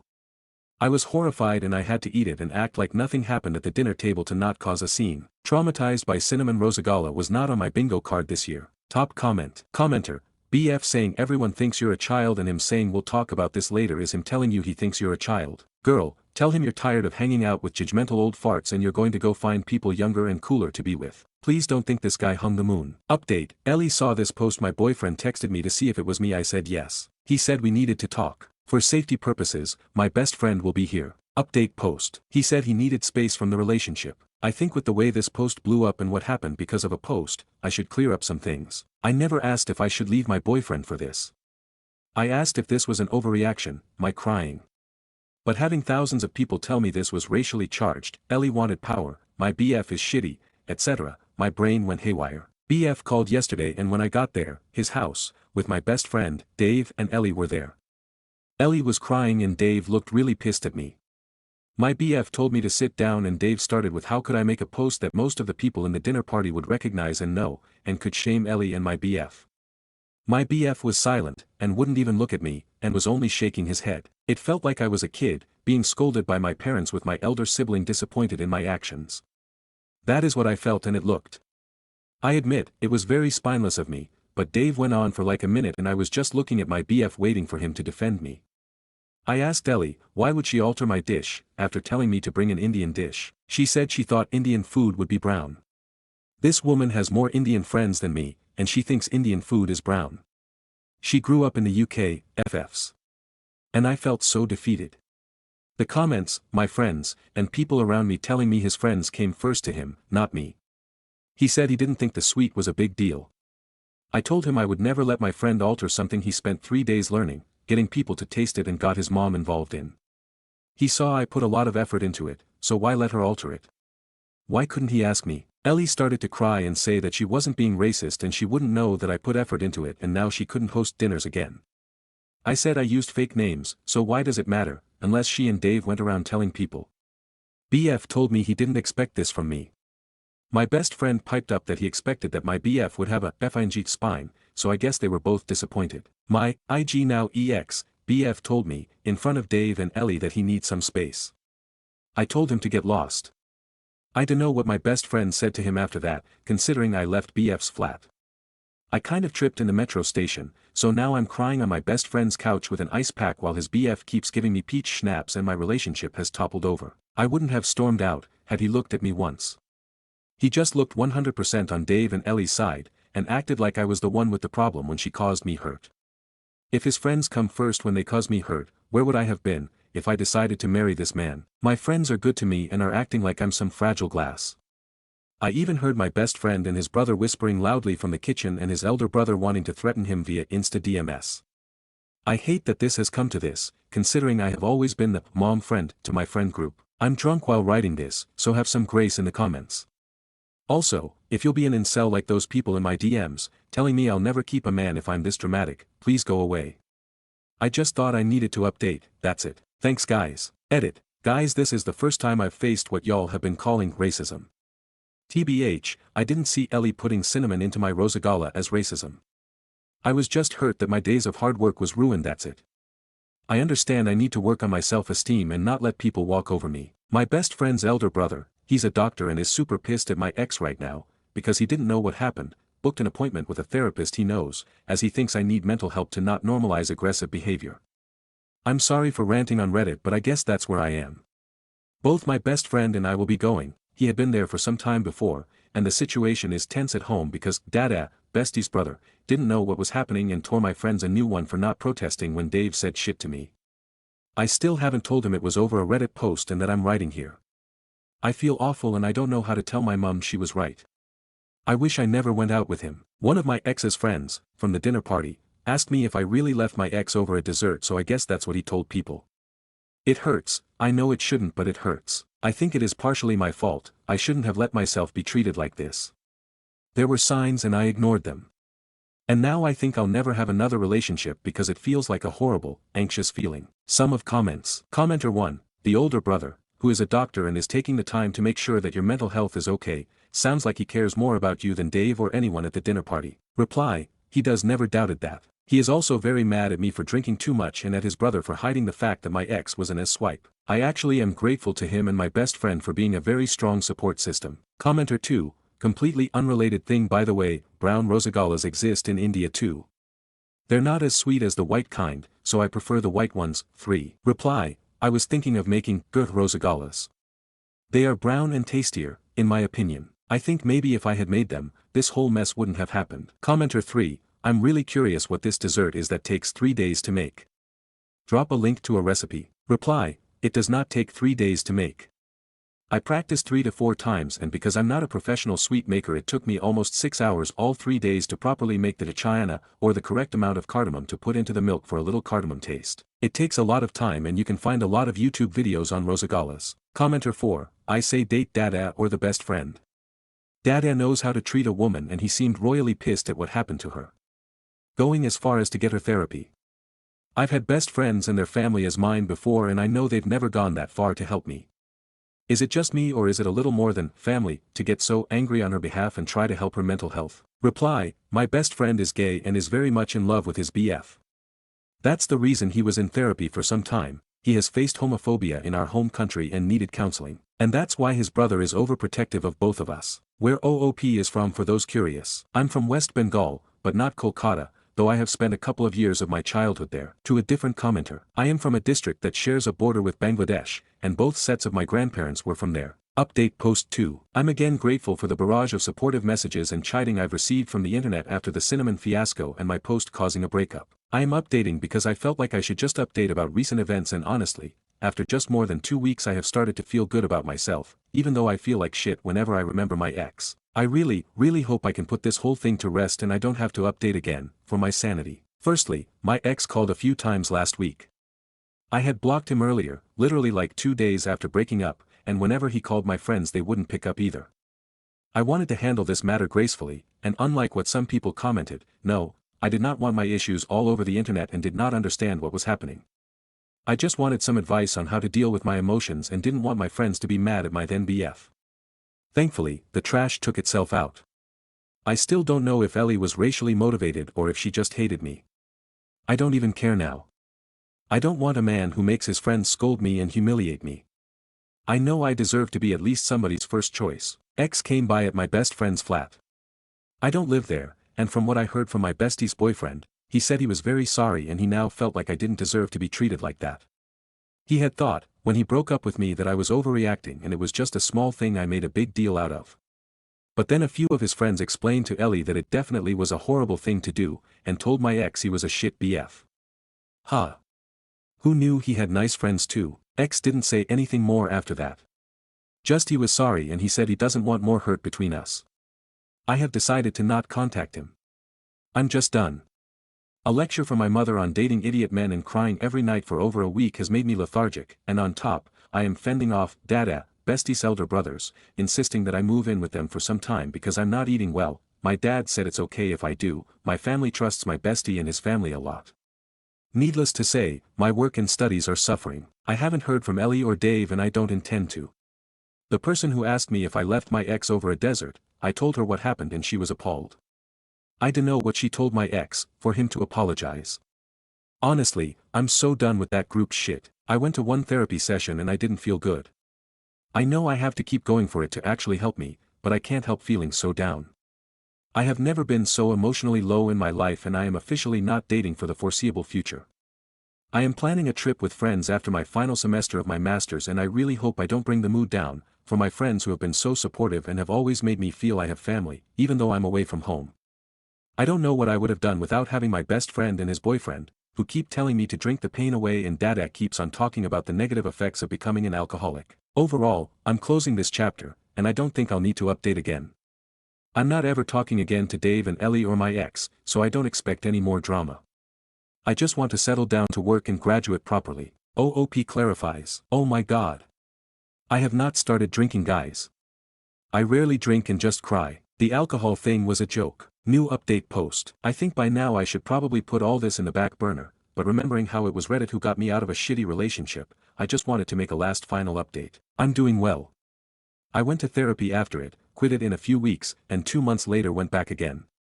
I'm working on building a spine when it comes to my loved ones. Turns out even my mom telling me, "I told you so," every time I made a mistake, even though she is wonderful and didn't do it on purpose, has made some stupid issues in my head, in which I need to please every person whom I like. As for my ex, I haven't seen him. He stopped coming to the store, and around a month after my breakup I quit anyways, and for the first time in my life I made it clear to mutual acquaintances that if they took his side, I'm done. I am young, and there are a lot more good people I'll meet in life, so I won't mind losing a few ones who condone such racist behavior. And yes, I have realized that their behavior was racially charged, maybe it was ignorance, maybe my ex wanted the exotic bird, I don't care. I have made peace with the fact that some people will be assholes no matter what. I have heard nothing from Dave or Ellie, and good riddance for that. I don't want to know, and I have decided to protect my peace not knowing. Apart from that, I graduated. Went on a solo trip to Italy, moved to a new place. My roommate is a friend from grad school I get along very well, and am focusing on my work and my friends. My best friend and his boyfriend are still going strong. Dada thanks the heavens every day I didn't turn into an alcoholic. Life is good. I don't think I'll update after this, just wanted to say a final thank you. Comments. Commenter 1, all that I can say is good riddance, girl, though I was rooting for you and Dada. Reply, we aren't technically dating. Plus relationships are complicated and dating someone who is like family to you is more complicated, because in case you break up, you will be in a bigger mess than a relationship. Dada and I are fine. If something happens in the future, we will see, but he is older and busy with his work. Doctors have no lives, so we are not going anywhere or doing anything. Ultimately we both believe what is meant to happen will happen, so we leave it at that. Commenter 2, if I recall correctly, this know-it-all Ellie person put cinnamon on rasgulla because the dessert was too white and all good subcontinental dessert needs to be brown. Good to hear from OP they are doing well, but what I hate about these updates is reliving cinnamon on rasgulla. Reply, LMAO, imagine how I feel. I had to eat it. EW, I'm still traumatized. But at least it will be a good story for my kids, LOL. Stories number 14. AITA for not inviting my sister to my wedding because of her prank on my fiancé. I, 28F, am getting married to my fiancé, 30M, in a few months. We've been together for 5 years and he's one of the kindest, calmest people I know. He's also quite private and has some social anxiety, nothing extreme, but he doesn't like being the center of attention, especially in unfamiliar settings. My sister, 25F, on the other hand, is the type who always wants to be the fun one and is constantly pulling pranks. Most are harmless, but some have crossed the line. Last month at my bridal shower, she showed up with a slideshow of old, embarrassing photos of me and my fiancé, including one of him from college in a very vulnerable moment, not inappropriate, just deeply personal and awkward. She called it her roast of the bride and groom. He laughed politely, but I could tell he was deeply uncomfortable. Afterward, he told me he didn't want her doing anything like that at the wedding. I told my sister we'd appreciate her keeping things simple and respectful that day. She said, "You know me, I can't make any promises," and laughed it off. That worried me. So after discussing it with my fiancé, I called her and told her we were going to keep the wedding smaller and more intimate, and we didn't think it was a good idea for her to come. She freaked out. Said I was being uptight and letting my fiancé control me. My parents are furious and say I'm tearing the family apart over a joke. But honestly, this isn't about being uptight, it's about respecting boundaries and making sure the day is peaceful for everyone, especially my future husband. So AITA for uninviting my sister from my wedding because of her behavior. Stories number 15. I refused to date my friend because of his toxic family. I, 30F, have this close friend from college who I will call Marlon, 31M. We went to college together, graduated together, and we still hang out on our lunch breaks as our office buildings are just a 5-minute walk away from each other. I have a federal government job and he works for an investment firm. Back in October last year, I allowed Marlon to move in with me after his girlfriend Paige, 29F, broke up with him and kicked him out of her home. Paige is a Jewish, openly bisexual liberal tattoo artist who owns her own tattoo parlor with her own body being beautifully covered in tattoos and jet black hair.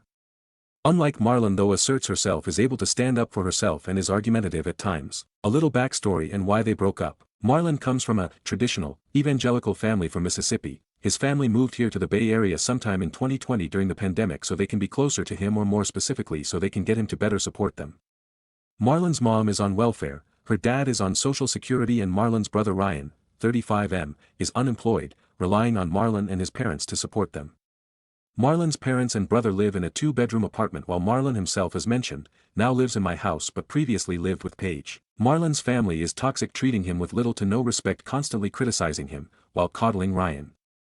They find reasons to gang up on him, criticize him and ridicule him despite the fact Marlon is the only one in their family to have ever gone to college, pays for their rent, pays their groceries, their internet, their shopping expenses, etc. During their relationship, Paige and Marlon had this rule that they won't get involved in each other's family matters, provided it does not directly affect them. Paige has repeatedly expressed her concerns to Marlon about his family and how his family treats him, but she opted not to push the matter any further because of their agreement and the fact at the time, as Marlon's family weren't directly interfering with Paige's life. Paige has also generally tried to avoid contact or communication with Marlon's family as she's sickened with the way they treat him. When she tries to stand up for Marlon, Marlon himself shushes her and tells her off for raising her voice to his parents.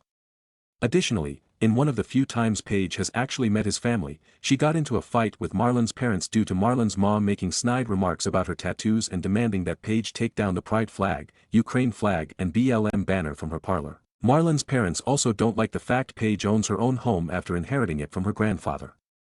This is because his parents believe it's emasculating that a woman should own her own home and business. Separately, Marlon also previously once told me how his parents don't like the fact that Paige is Jewish, as they will consider accepting her if she removes all her tattoos, again which covers a lot of her body, stops being Jewish and live the same traditional evangelical life they raised Marlon and Ryan with. They basically wanted Paige to convert and become a tradwife. Marlon did a sucky job at standing up for his ex, as Marlon tried to remedy this by sheepishly asking her to try covering up her tattoos and taking down the flags from her parlor as a compromise to keep the peace. She refused to do so and threatened to break up with him if he kept pushing it. Note that, Marlon himself is a genuinely kind, intelligent and supportive person who was there for me during a difficult time in my freshman year. When his family aren't around, he does thrive as very much his own person, but since his family moved here to California and get back in his life, it's like they just sucked the life out of him. Paige and his other friends have also talked to him about this, urging him to cut them off, but he's just so desperate for their approval and validation that he won't listen. He just keeps saying things like, maybe if I try a little harder, or, they're going to change soon. After a while, it just becomes pointless to even ask. Things changed when Marlon's family started demanding more money from him due to his mom's credit card debt and shopping habits, as well as the fact Marlon's parents used a lot of the allowance Marlon gave them to travel across the country going to campaign rallies during last year's presidential election. When Marlon wasn't able to give his parents any more money, they then went after Paige, trying to contact her and demanding that as their son's girlfriend, she had to pitch in to support them. Paige just tried to ignore them at first, but things reached a breaking point when Marlon's mother and his brother Ryan came into her parlor, demanding she give them money. According to Paige, they believe that as she's his girlfriend, whatever is hers is also Marlon's and whatever is Marlon's is theirs, with Marlon's mom screaming that they need money to pay her debts. Paige then called 911 when Ryan jumped the counter and started trying to pry open the cash register. However, as she was on the phone, Marlon's mom punched Paige in the face and started trying to grab the phone from her. Apparently, the barber, who's friends with Paige, across the street saw the commotion that was happening in Paige's parlor, so the barber and 2 of his patrons came over to try and help her. The barber and his friends managed to subdue Ryan, and Paige finished her call with 911, as Marlon's mom started screaming at them, calling the barber, who was pinning down Ryan, the N-word and calling Paige a Jewish crack wh. Marlon's mom and brother were arrested, with Paige telling officers that she was pressing charges as Ryan did just try to rob her place, and Marlon's mom beating Paige did cause her to have a bleeding lip and mild concussion. As for my personal relationship with Paige, we're just acquaintances. We met a couple of times at social events including Marlon and do have each other on both Facebook and Instagram, but that's about it. After Marlon talked about their breakup, just out of curiosity, I did message Paige and ask for her side of the story as well. She asked me to meet up with her at this tea house in Union Square and told me what happened, basically filling in what Marlon left out. Paige went on to tell me that after she pressed charges and moved to file a restraining order against Marlon's family, Marlon practically started begging her to withdraw her statement, withdraw the restraining order, tell the police she made it all up, despite the fact there was security camera footage which she gave to police, and to just make peace as he didn't want to lose his family. Paige said that Marlon didn't even ask if she was okay or apologize for their actions. Because of this, Paige broke up with Marlon right then and there. Marlon did beg her to not leave him, but Paige reminded him that he consistently kept picking his family over her, he's repeatedly failed to support her, and that she cannot safely be in his life if his family are in his. I thanked Paige for sharing her side of the story and apologized for his actions, to which she assured me none of this was my fault. However, before Paige left, as I did take in Marlon to let him move in with me, Paige then took my hand and warned me to keep my distance from his family and warned me of Marlon's mom's weird obsession with having grandchildren. When I got back to my house, as by this time he was already staying with me, I admittedly snapped at Marlon, demanding that he apologize to Paige for not supporting her and to stop trying to beg her to get back with him, which he eventually did a couple months later. I then talked to Marlon about trying to at least set boundaries with his family, as he won't cut them off completely, pointed out that he earns more than I do, but yet he can barely support himself, as he's basically supporting 3 adults and paying for their debts, their rent, their groceries, and legal bills on his income alone, and he's lost not only a couple of other friendships but even his girlfriend of 3 years, Paige, because of his relationship with them. He seems to have gotten it but is still having trouble setting boundaries, and yes, he's still paying their debts and bills. In case you were wondering, I live in my childhood family 4-bedroom home which they bought in the 90s, my parents moved up to Seattle 2 years ago, allowing me to live here provided I'm able to take care of the house expenses myself. Fast forward to today, it's been 7 months since Paige broke up with Marlon. He is still living with me, we're still friends, but despite that I'm also requiring him to contribute to household expenses like groceries and contributing to the water bill as he is living with me. A couple nights ago, I was in my living room watching Netflix when Marlon asked me if I'd be willing to go out with him on like an actual date. Back in college, we did on a few occasions talk about the possibility of dating, as in cases where his family is out of the picture. He is a genuinely nice guy and we do spend a lot of time with each other, but nothing came out of it at the time. I then paused the movie to have a serious talk with Marlon, bluntly telling him that if it were just him, by himself, I would be open to it, as when his family is out of the picture, he is a genuinely nice guy and reliably supportive. However, I did point out how almost all of his salary goes to supporting 3 unemployed adults, his family, and I reminded him what happened with Paige. That said, I asked that if we did get together, get married and have kids, how would he support our family while supporting his parents and brother? Would he set boundaries with his parents? Because, previously, when Paige and I did urge him to set boundaries with his family, he failed. And lastly, I asked him if we were together, would his parents expect me to support them as well? Additionally, I'm mixed race, as my mom is white and my dad is Indian, and Catholic, albeit not very religious. That said, me being non-white may be a problem for them and I don't share a lot of their views. Marlon just said things along the lines of he would do his best to try to balance things, and he'd only expect me to occasionally help out his parents as a compromise to keep the peace.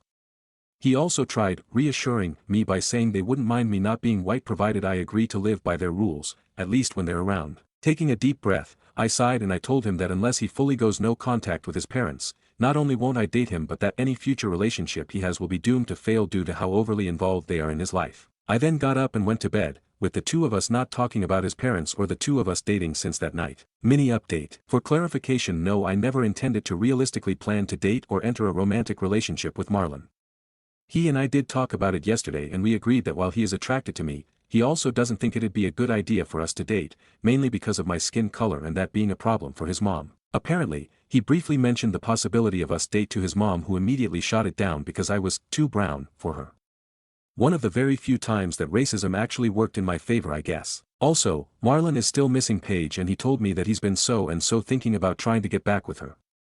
I reminded him that not only should he leave Paige alone but that given his situation, unless he gets serious help first and cuts his parents out of his life, getting into another relationship would be the worst possible thing he can do. Lastly, yes, Marlon and I do have a written month-to-month lease. He does pay me rent monthly, albeit a small amount compared to other properties in the market, and if I were to cancel its renewal, I'd need to give him 30 days notice. I, along with a couple of our other mutual friends, have been urging him to find his own place and try to at least do things for himself, hoping that it'd at least start giving him the confidence to start breaking away from his parents. But relevant comments. Commenter 1, do you charge him rent?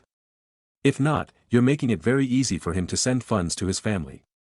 If he lived on his own with his own bills, then he could start gaining some financial independence to support himself. You are right to not date him. I don't think he should be dating anyone. He needs to work on himself first. Reply, yes, we do have a month-to-month rental agreement and I do charge him a token rental amount monthly. Commenter 2, you have a 4-bedroom home. Get rid of Marlon before his family decides to invade all that space you have and tries to move in with you. BC, he's been there more than 30 days and now would most likely have tenants' rights to stay. Commenter 3, I get that he was a good friend to you back in your university days, but this guy is a total train wreck. You would have to be absolutely out of your mind to even consider dating him. Commenter 4, do yourself a favor and kick Marlon out. This guy and his family are always going to be unwelcome drama. Commenter 5, this guy needs a therapist, not a GF. What a walking red flag. Update. This is a follow-up to my original story from last month and I'm not sure where to begin because of how messed up this has all been. I should probably rewind and explain how things got to this point. So, after Marlon's ex Paige, 29F, broke up with him back in October last year, Paige and I have actually started talking, we have become friends and have started going to the gym together. Paige has also recently started dating a guy from our gym who I'll call Virgil, 33M. Turns out Paige and Virgil happen to have gone to the same high school, although a few years apart. In the 7 months since Paige broke up with Marlon, 31M, he's been slaving away trying to support his freeloading family. He's basically been a wreck without Paige, coupled with the constant belittling he gets from his family, specifically about him not earning enough. He also went on to say that he missed Paige supporting and comforting him, which she'd usually do every time he had a negative interaction with his family. Despite me and our friend group trying to encourage Marlon to just move on from her, Marlon has kept wanting to talk to Paige to try and get her to come back to him. Throughout the 7 months they've been separated, Marlon has tried coming over to Paige's home and parlor to try and talk to her, but she kept shutting him down and Marlon stopped doing that, at least up until recently, after Paige threatened to call the police and get a restraining order against him if he showed up to her place one more time unsolicited. Marlon has also complained about not being able to support his family's increasing financial demands, debts, medical bills and shopping habits. Additionally, Marlon's mom has been badgering him and his brother about her wanting to have grandkids. That said, as some of you have commented in my previous post, yeah, I'm pretty convinced that one reason Marlon wants Paige back, or to a lesser extent, be with me, is because he needs someone to help him support his family as well as to serve a buffer between him and them, as well as being like an emotional support person for Marlon himself. In late March, Marlon found out that Paige had a new boyfriend as she's dating Virgil, causing Marlon to panic. He went on a rant saying that he doesn't want to lose Paige, and I reminded him that she already broke up with him, so he and her are done now. Despite this, Marlon did try texting, calling and messaging Paige repeatedly, even creating new accounts to do so, as he just wants to talk to her and that he believes they can still talk things out, but I told him to stop trying to contact her. I even showed him a video message Paige sent me to show to him in which she explicitly told him to stop contacting her. Fast forward to Saturday, May 17th, I took time off work and was away from home as I went on a date with this guy I met online who I'll call Jack, 55M, as he took me to his cabin up in the mountains for a week. While there, I received a notification that someone was at the door. It was Marlon's parents demanding to speak to Marlon. I'm guessing Marlon was away from home at the time because he clearly didn't answer, so I told them through the doorbell camera that Marlon was probably at work or something and asked what they wanted. Marlon's parents basically went on this rant about how disappointed they are in their son for not earning enough to provide for them, as well as them needing more money to pay for Marlon's mom's legal bills, gambling addiction and medical bills. Marlon's dad also mentioned that he needs Marlon to sign on to and pay for a Denali pickup truck he wants to buy, as the truck Marlon's dad bought himself just got repoed. Marlon's mom then asked if I was dating or sleeping with Marlon. I told her no, that there is nothing is happening between me and him, plus I also mentioned to her that Marlon told me that she didn't want me dating her son because I am too brown for her liking, so that shouldn't be a problem anyway. Marlon's mom then responded, saying that at this point, due to her age and ailing health, she just wants to have grandkids, even if they are mixed race. I caught my breath and just reminded her that I'm just Marlon's friend and legally speaking, I am his landlord, so that's it. She then said that, if Marlon and I do have sex and if I got pregnant, she wants to name our baby, then they left. I was speechless but also felt weirdly sick from that. On Friday afternoon, as Jack and I were leaving, and I turned it back on, had to conserve battery as I didn't bring a charger and wanted to avoid distractions, to find multiple missed calls and messages from Marlon and Tiffany, 30F. Jack dropped me off home, and as I got inside my house, I found Marlon's room completely thrashed, as well as the living room to a lesser extent, and him just sitting there on the couch, looking more miserable than before. I asked what happened and basically his parents came back over to my place. Marlon opened the door for them and they basically berated him again for not earning enough money to pay for their medical bills, debts, etc. This basically ended in Marlon agreeing to take out a loan to help finance his family, as well as Marlon and his dad going to a dealership for him to sign on to a truck Marlon's dad wanted. When Marlon got home, got so frustrated that he started smashing up the rooms. I then called back Tiffany, who's a close friend of me, Paige and Marlon, and asked her to come over. Tiffany and I then talked to Marlon, comforting him but also urging him again to cut off his parents. Tiffany pointed out that before Marlon's parents came here, Marlon was happy, confident, had a happy and stable relationship with Paige, was doing well at his job, but now he's just a mess. I then also told Marlon about the doorbell conversation I had with his mom, and how his parents are now indirectly starting to affect me as well. Marlon apologized and said he'll try to take care of it. Tiffany, who does come from a wealthy family, did offer to pay for Marlon to go to therapy, but Marlon refused, with him saying that he probably just needs to try something else to win over his parents, with Marlon still justifying their action by saying they're misunderstood. I was going to point out that his family seems to have no sense of boundaries, lack basic human decency and have no self-control, but at this point, trying to tell him this right now seemed pointless. Tiffany and I then cleaned up the mess in the living room, while Marlon cleaned up his room. Later last night, I spoke with Tiffany and Paige on what we can do. Paige recommended something about trying to reach out to his other relatives who may be willing to support him. I'm leaning towards evicting Marlon from my family home, but I don't want to do that just yet until we could find somewhere for him to stay. Relevant comments. Commenter 1, why did Jack have your phone and not you? Reply, I had my phone with me for much of the trip but gave it to Jack later so I don't get tempted to use it, as I didn't want to get too distracted during a time I'm supposed to be relaxing. Commenter 2, I'm not gonna lie, I feel like you guys aren't doing him any favors by doing the equivalent of soft parenting your friend, and are borderline enabling him. From what I can gather through your description, he continuously harassed and borderline stalked Paige.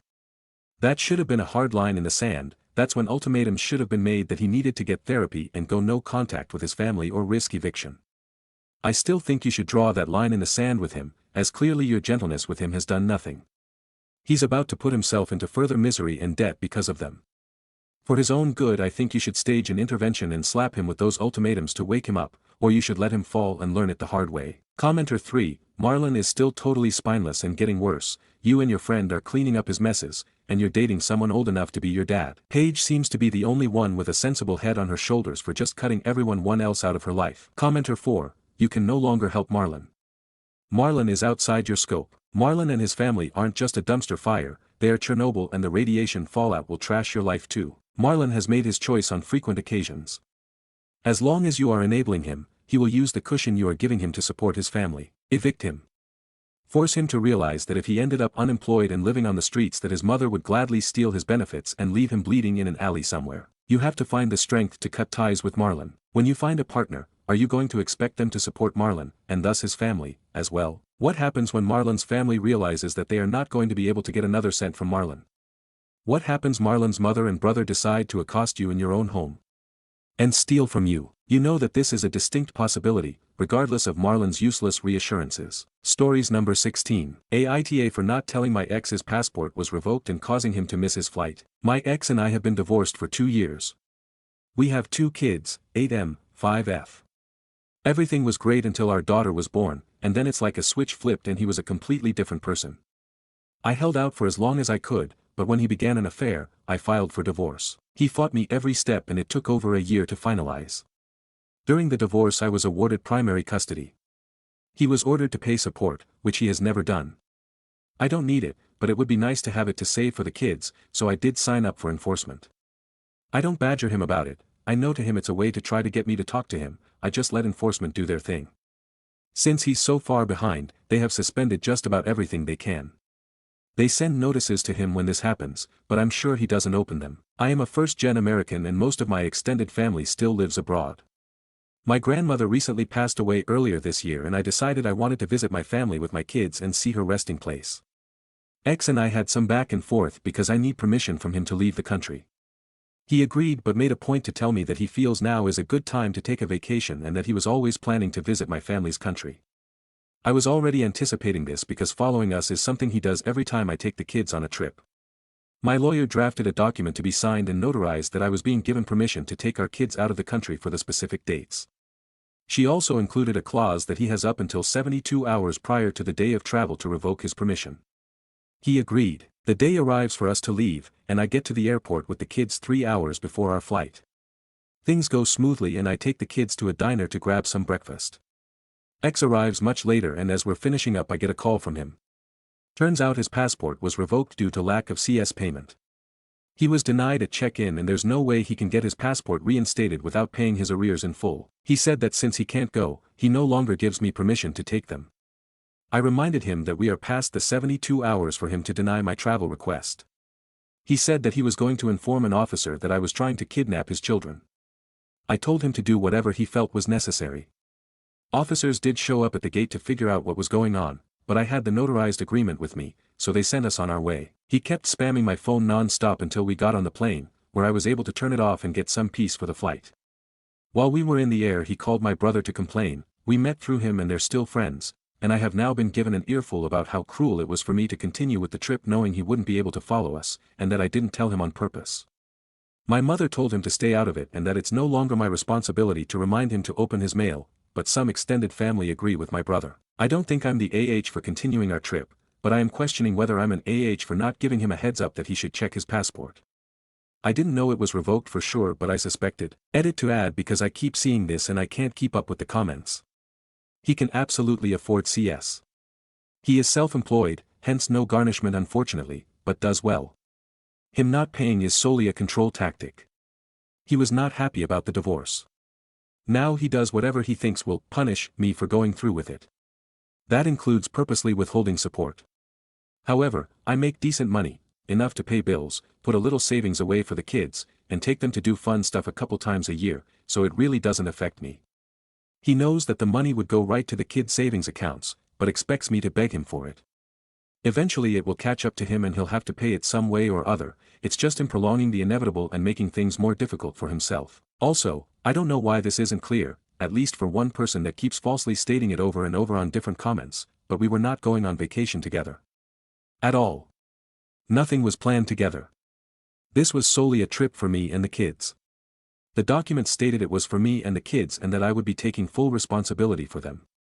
It was not and never was a, we are taking the kids on vacation, that was made extremely clear to him and he understood. So him being unable to leave the country for his vacation, had absolutely no bearing on our trip as they were two distinctly separate travel arrangements. Stories number 17. Fiancé, M30, called off our wedding a week before and left me, F30, in complete confusion. So, my ex-fiancé, M30, has cancelled our, F30, wedding a week before it taking place. We've been together for about 6 years and lived together for context. What happened basically was an argument that escalated. We were heading to my program graduation. It's a smaller event of about 10 students and some professors from a community college. On that morning as we were getting ready, I asked if he would be okay to wear one of his button-ups instead of the shirt he had on so we can get a nice photo. He was annoyed and snapped saying, "Why do I have to do things for others?" And I told him that he truly doesn't have to, I was just asking but it's ultimately his choice. He ended up putting the button up and we arrived at the ceremony. Everything went fine and he was very happy for me. However, on the way home in the car, traffic was filling up and he was annoyed. I offered an alternative route that I know cut some time and the exit to that route was coming up. He didn't take it and I was slightly annoyed about it because he was cranky with me about traffic. So, I asked why he didn't take it. He started full on yelling that my tone is rude and that he doesn't have to drive the way I tell him to. I replied saying that I literally just asked and I don't actually care what route he takes, he was the one having a problem with traffic. He blew up and blamed me for getting him upset. When we got home, I apologized and explained that I didn't mean to come across as mean. I also said that screaming doesn't help in any situation and that we should talk instead. He basically explained that an apology doesn't solve anything and that he needs such things to not happen otherwise he would continue exploding at me because that's the only time I listened to him. After a few hours we spoke again, he apologized for yelling and I apologized for the miscommunication that happened. Despite resolving this, later that night, I was crying due to the fact that he so easily yells at me when he's upset. I was so upset that even on such an important day for me, I felt like he picked fights. And to add to this, yelling is such a red flag for me and I never do that to him or anyone for that matter. The next morning we were having breakfast and he asked why I seemed gloomy so I told him that everything's okay, I'm just processing what happened yesterday. He asked me to please share with him so I told him that I felt like my special day was kind of ruined by fighting about things we could have easily resolved. He immediately just flipped and started getting angry again. He blamed me for the fights and when I replied that I don't think it's fair to blame me, he got angrier and said that he can't do this, that I'm not a good communicator and that he cannot get married like this. I was full on shocked. I thought he was talking out of emotion, like many times before, but this time he actually ended up sending a mass text to some guests to let them know that the wedding is called off. I was flabbergasted at the quickness and so confused. We started arguing and then had to leave for our days. Later that day when we returned, I asked if this is truly something he wants, to call everything off, and he responded with a confident yes. What I thought was an action out of anger, seemed to be solid for him. For the rest of the night and the next day, I tried to fix things between us. After many hours of talking and lots of crying from my end, he kept explaining that I don't communicate well and that this cancellation my fault. I tried to offer some solutions but he was full on with the decision to cancel and break up. I asked if we could give it another day or two to ensure this is what he wants before we cancel the venue. He declined and asked to cancel the venue and vendors immediately. So we did. The next day, I went on errands and then met with my friend. It was truly such a hard day and I was heartbroken, still digesting this is happening. When I came home, he asked to talk and started crying that he regrets everything he said in the last days. That he didn't mean it, he was angry and didn't think straight.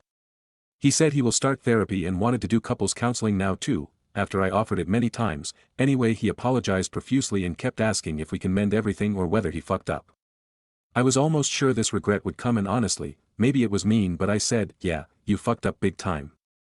You made a rash decision that hurt our relationship big time. There's no going back from here. He pretty much begged for another chance but everything is cancelled and my trust is shattered. The wedding's supposed to be in 2 days, his aunt was supposed to be on the way to our house to help us pack decorations and now, there's no way we can schedule everything again and frankly, I don't want to at this point. This is not the first he cancels plans or breaks up with me during a disagreement. Everyone is telling us that this is fixable, that clearly we love each other so if we want, this situation doesn't have to be the end of the relationship. But I don't understand how. So much time, effort and money has gone into this wedding that's now done. And plus, more importantly, I can't trust him anymore. I don't know what to do at this point. We were supposed to go on honeymoon right after so now I'm thinking I'm going by myself. He asked if we can go together and spend that time to fix things but I'm just questioning everything. I think I prefer going myself to do some soul searching.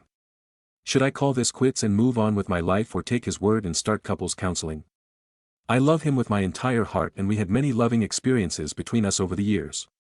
We don't have any issues aside from such incidents but I don't know whether it's actually possible to come back from this one. Comment. Commenter 1, for me, what sticks out is he seems bent on ruining special moments for you.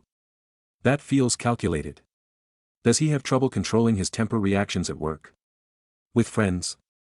If not, he's choosing to use you as a punching bag. Reply, he has trouble controlling his reactions with friends and work too.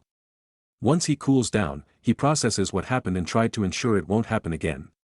Although these situations have lessened with time, this last blow-up was disproportionately huge. Top comment. Commenter, you don't want to marry this man and he's doing you a huge favor. Huge.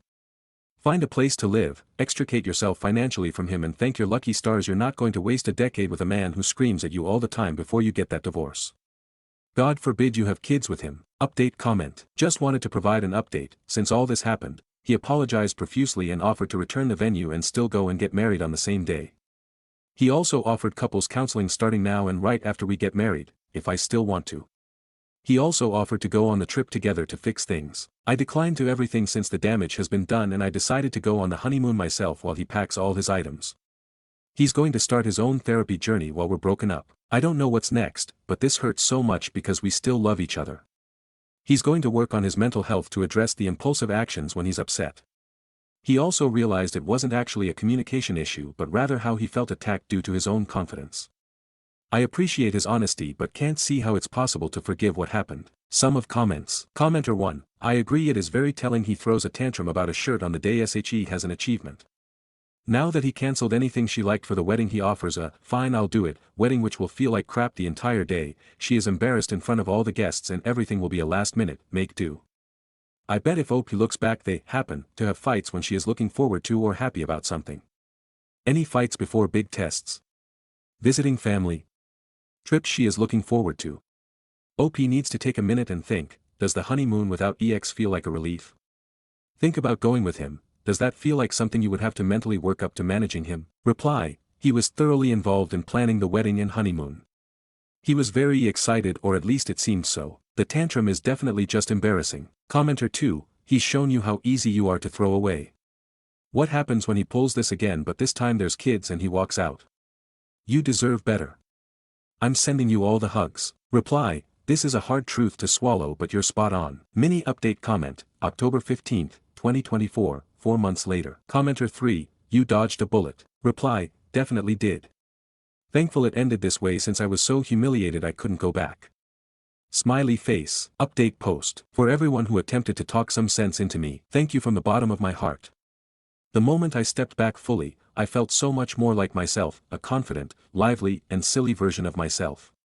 I missed her so much, and to add to it, my 31st birthday felt like a complete rebirth. Almost a year later, I'm somehow the happiest I've ever been.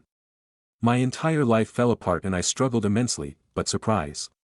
Everything worked out. Now I'm in a new relationship and it feels so peaceful, which took a lot of adjusting, too. The ex feels like a past life.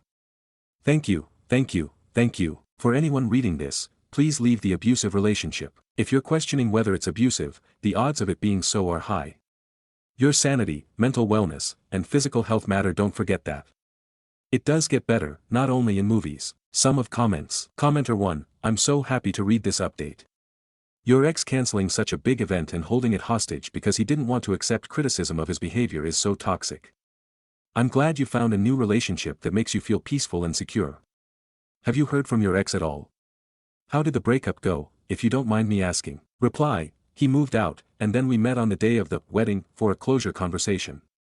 Lots of crying and we kissed for the last time. Thankfully, I felt nothing. This is how I knew it was over. He continued wanting to get back together and started intensive therapy with the support of his family. We stayed in contact for a bit before I realized it didn't feel good, so we cut contact. He remained hopeful of reconciliation but respectful of my wishes to stop communication. Commenter 2, honestly that's about as good of an outcome as someone in this situation could hope for. The fact that you recognized the contact was bringing you pain and made a conscious decision to step away from that is not an easy thing to do.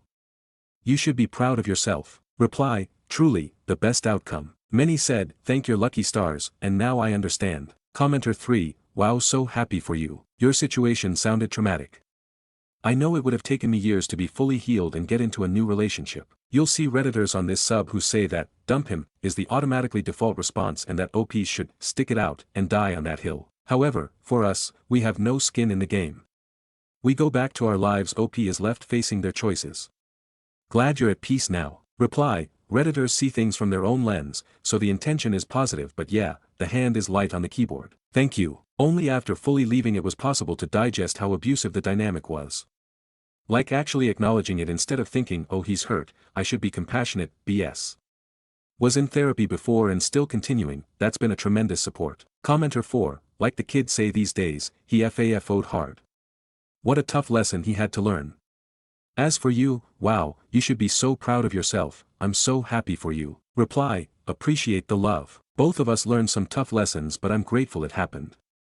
He made me capable of handling such deep emotional pain that I'm not even scared of anything else anymore. Stories number 18. Wibta, if I stop supporting my disabled father over his preferential treatment towards my siblings. I, 26M, have 2 sisters, 18 and 23, from the same mom and dad, 50s. When I was 16 my parents went through a messy divorce which resulted in my sister staying with my mom and I stayed with my dad. My dad is disabled and has been unable to work due to a long list of medical issues since I was 16. He has kidney failure and is currently on dialysis while waiting for a transplant.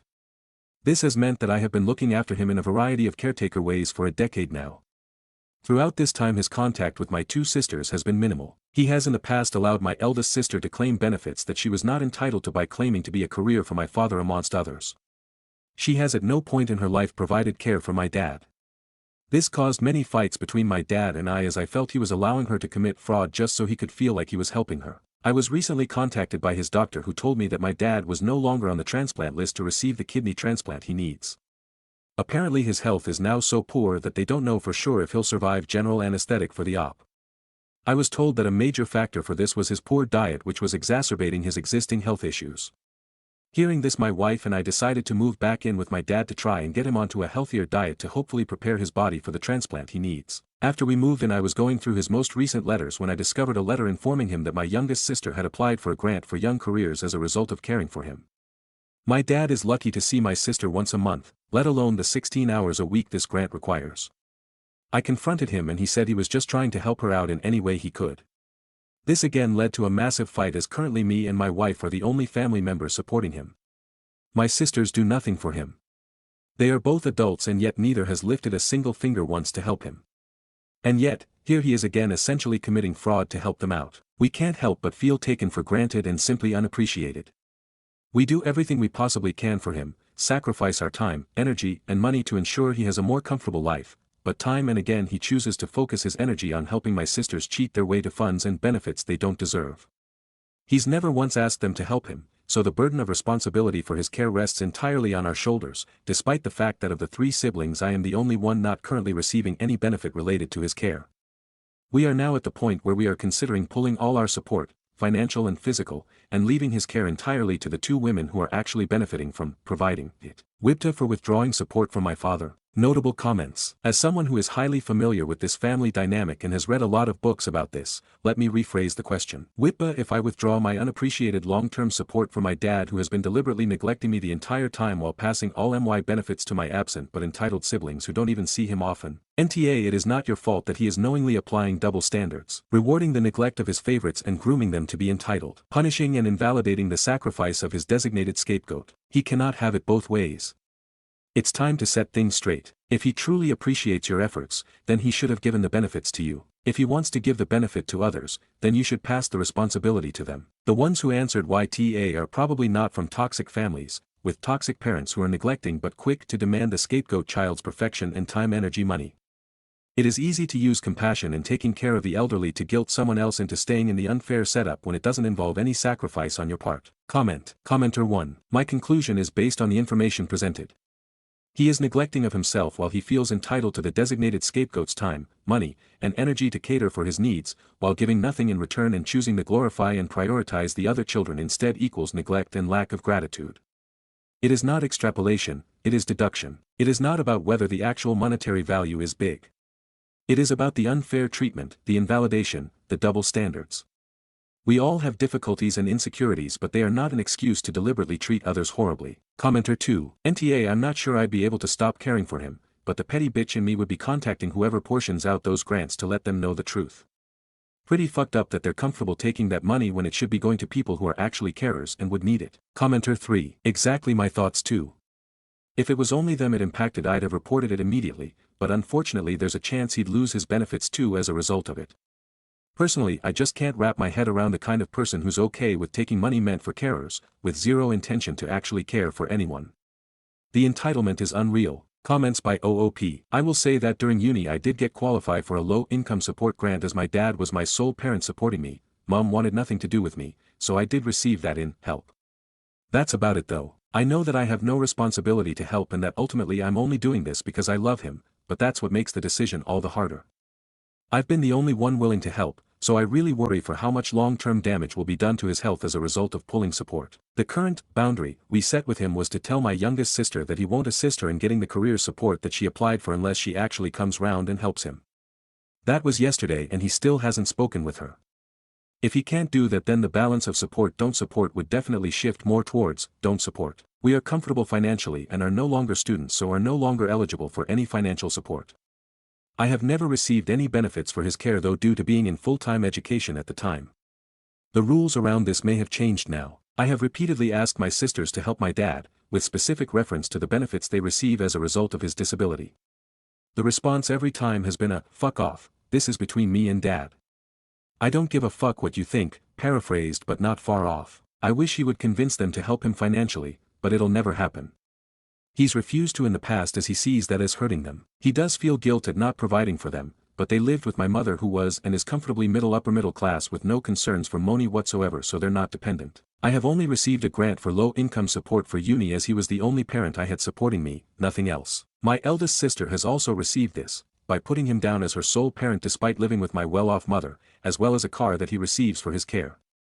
I was expecting to receive this car, significantly cheaper rental and insurance compared to normal, and then use it for us while I lived with him, but he instead decided to give it to my sister when she passed her test first, and then refused to take it back and give it to me. This car is supposed to be exclusively for his care and nothing else.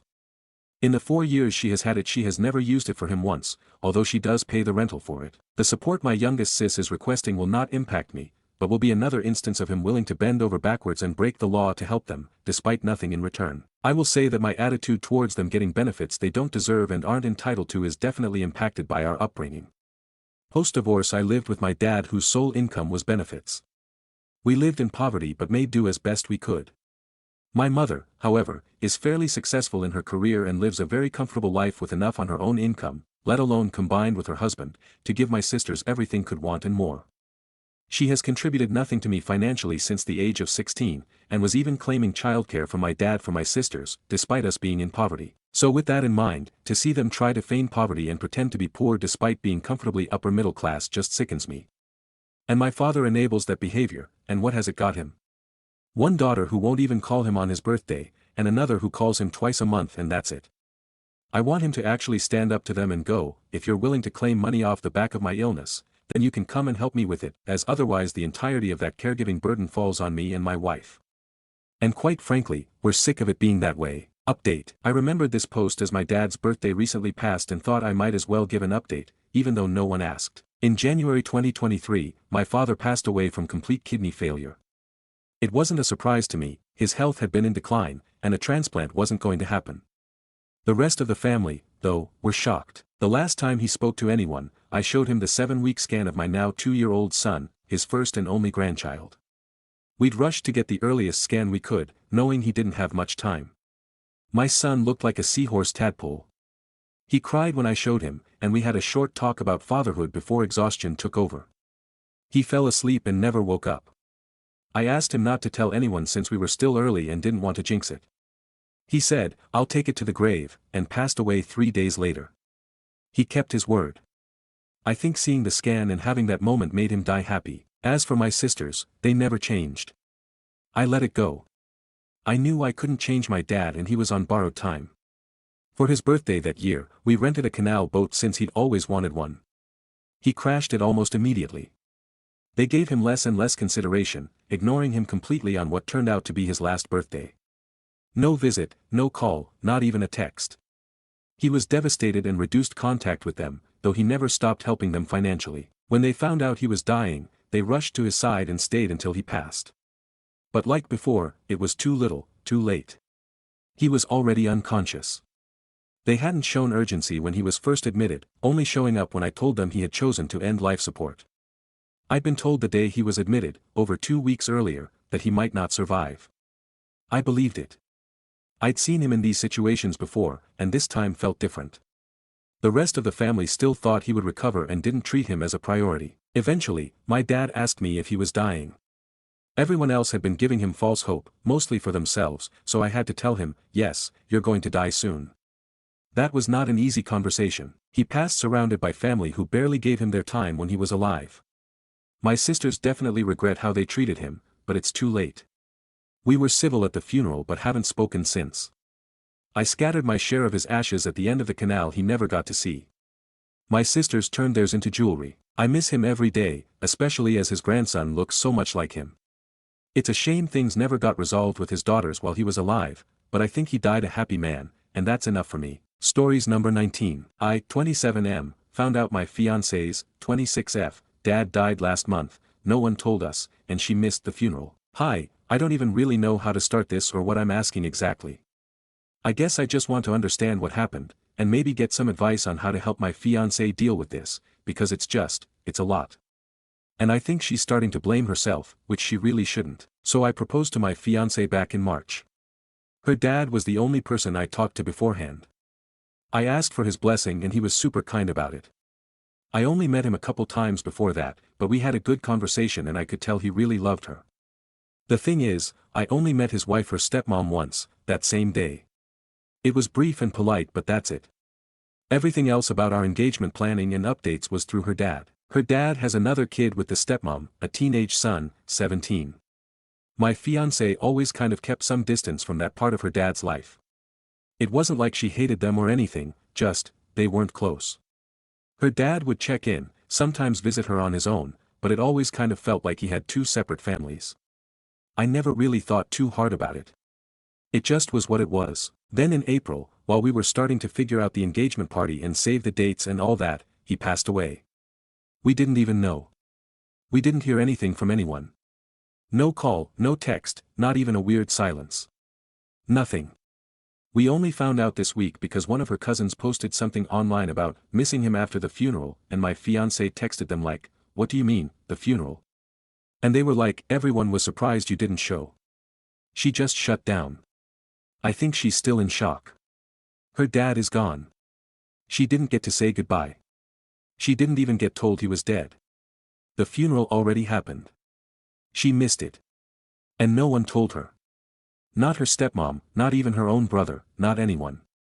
And what makes it worse is, now that she's tried to reach out to people, cousins, her aunt, even her dad's friend, she keeps getting these weird half-responses that make her feel like she should have known or been there.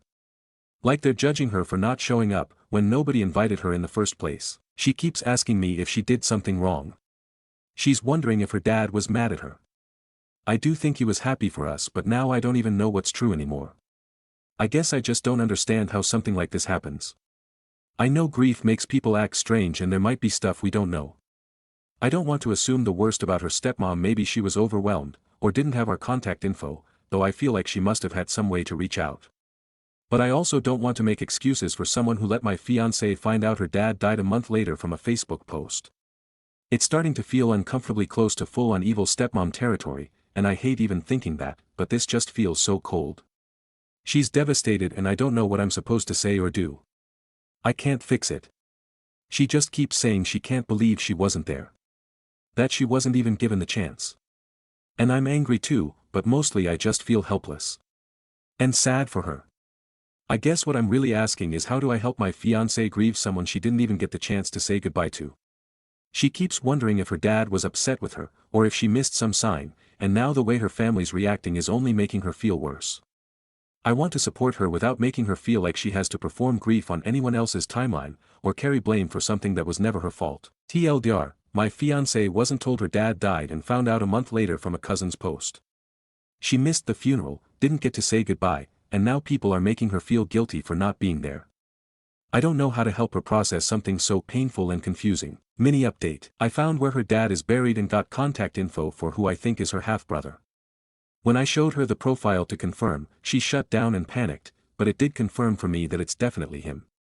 She doesn't want to reach out right now, but I might. Notable comments. Comment 1. There is a chance she wasn't informed because of something the stepmom wanted that wasn't left to her, or over the division of assets. Check into his will and see, because apart from just being a sack of shit, that's the only reason I can think of for doing this to her. Comment 2. This whole thing is absolutely weird. For me, it seems as if the stepmother has somehow spoken against your fiancé to her relatives. Not one of them thought to call her when they saw that she wasn't there. There is, of course, very little information in your post about how your fiancé dealt with her stepmother and half-brother when her dad was still alive, about why there was so little contact between them. Maybe the stepmother felt that your fiancé rejected her and her place in her dad's life, or she was the one to drive your fiancé out. We can't tell by your account. What seems to be clear, though, is that she and her father were, if not close, then on very good terms. You don't say anything about cause of death, but I guess it was sudden, so he himself wasn't able to alert his daughter to his condition. The stepmother's duty was to tell her about it and to invite her to the funeral, even if their relationship was non-existent or even bad. It would have been the right thing to do. I think it would be good for your fiancé to try to speak to her stepmother and find out what was at the bottom of this. Even if the only result is that she finds out that stepmother hates her guts, it would at least answer the question why. Comment 3. You get in touch with a lawyer. Also talk with a forensic accountant. Both immediately. There's a big reason nobody told you, and especially her. Her brother, her stepmom, nobody. Not one person stepped up. You and her need to act immediately. If you have not started already. Update. I, 27M, found out my fiancé's, 26F, dad died last month. No one told us. I contacted her brother. Did I do good? We finally found out where her dad was buried, and I managed to get in touch with her half-brother. When I showed her who I thought it was, she panicked and did not want anything to do with it. She still does not know I went ahead and talked to him. To be honest, I expected lies or deflection, but what I got was more frustrating. He was not defensive, just cryptic. He said he knows exactly why her side of the family cut her off and that she knows too. He would not tell me what it was and just kept saying I should ask her because I would not believe him anyway.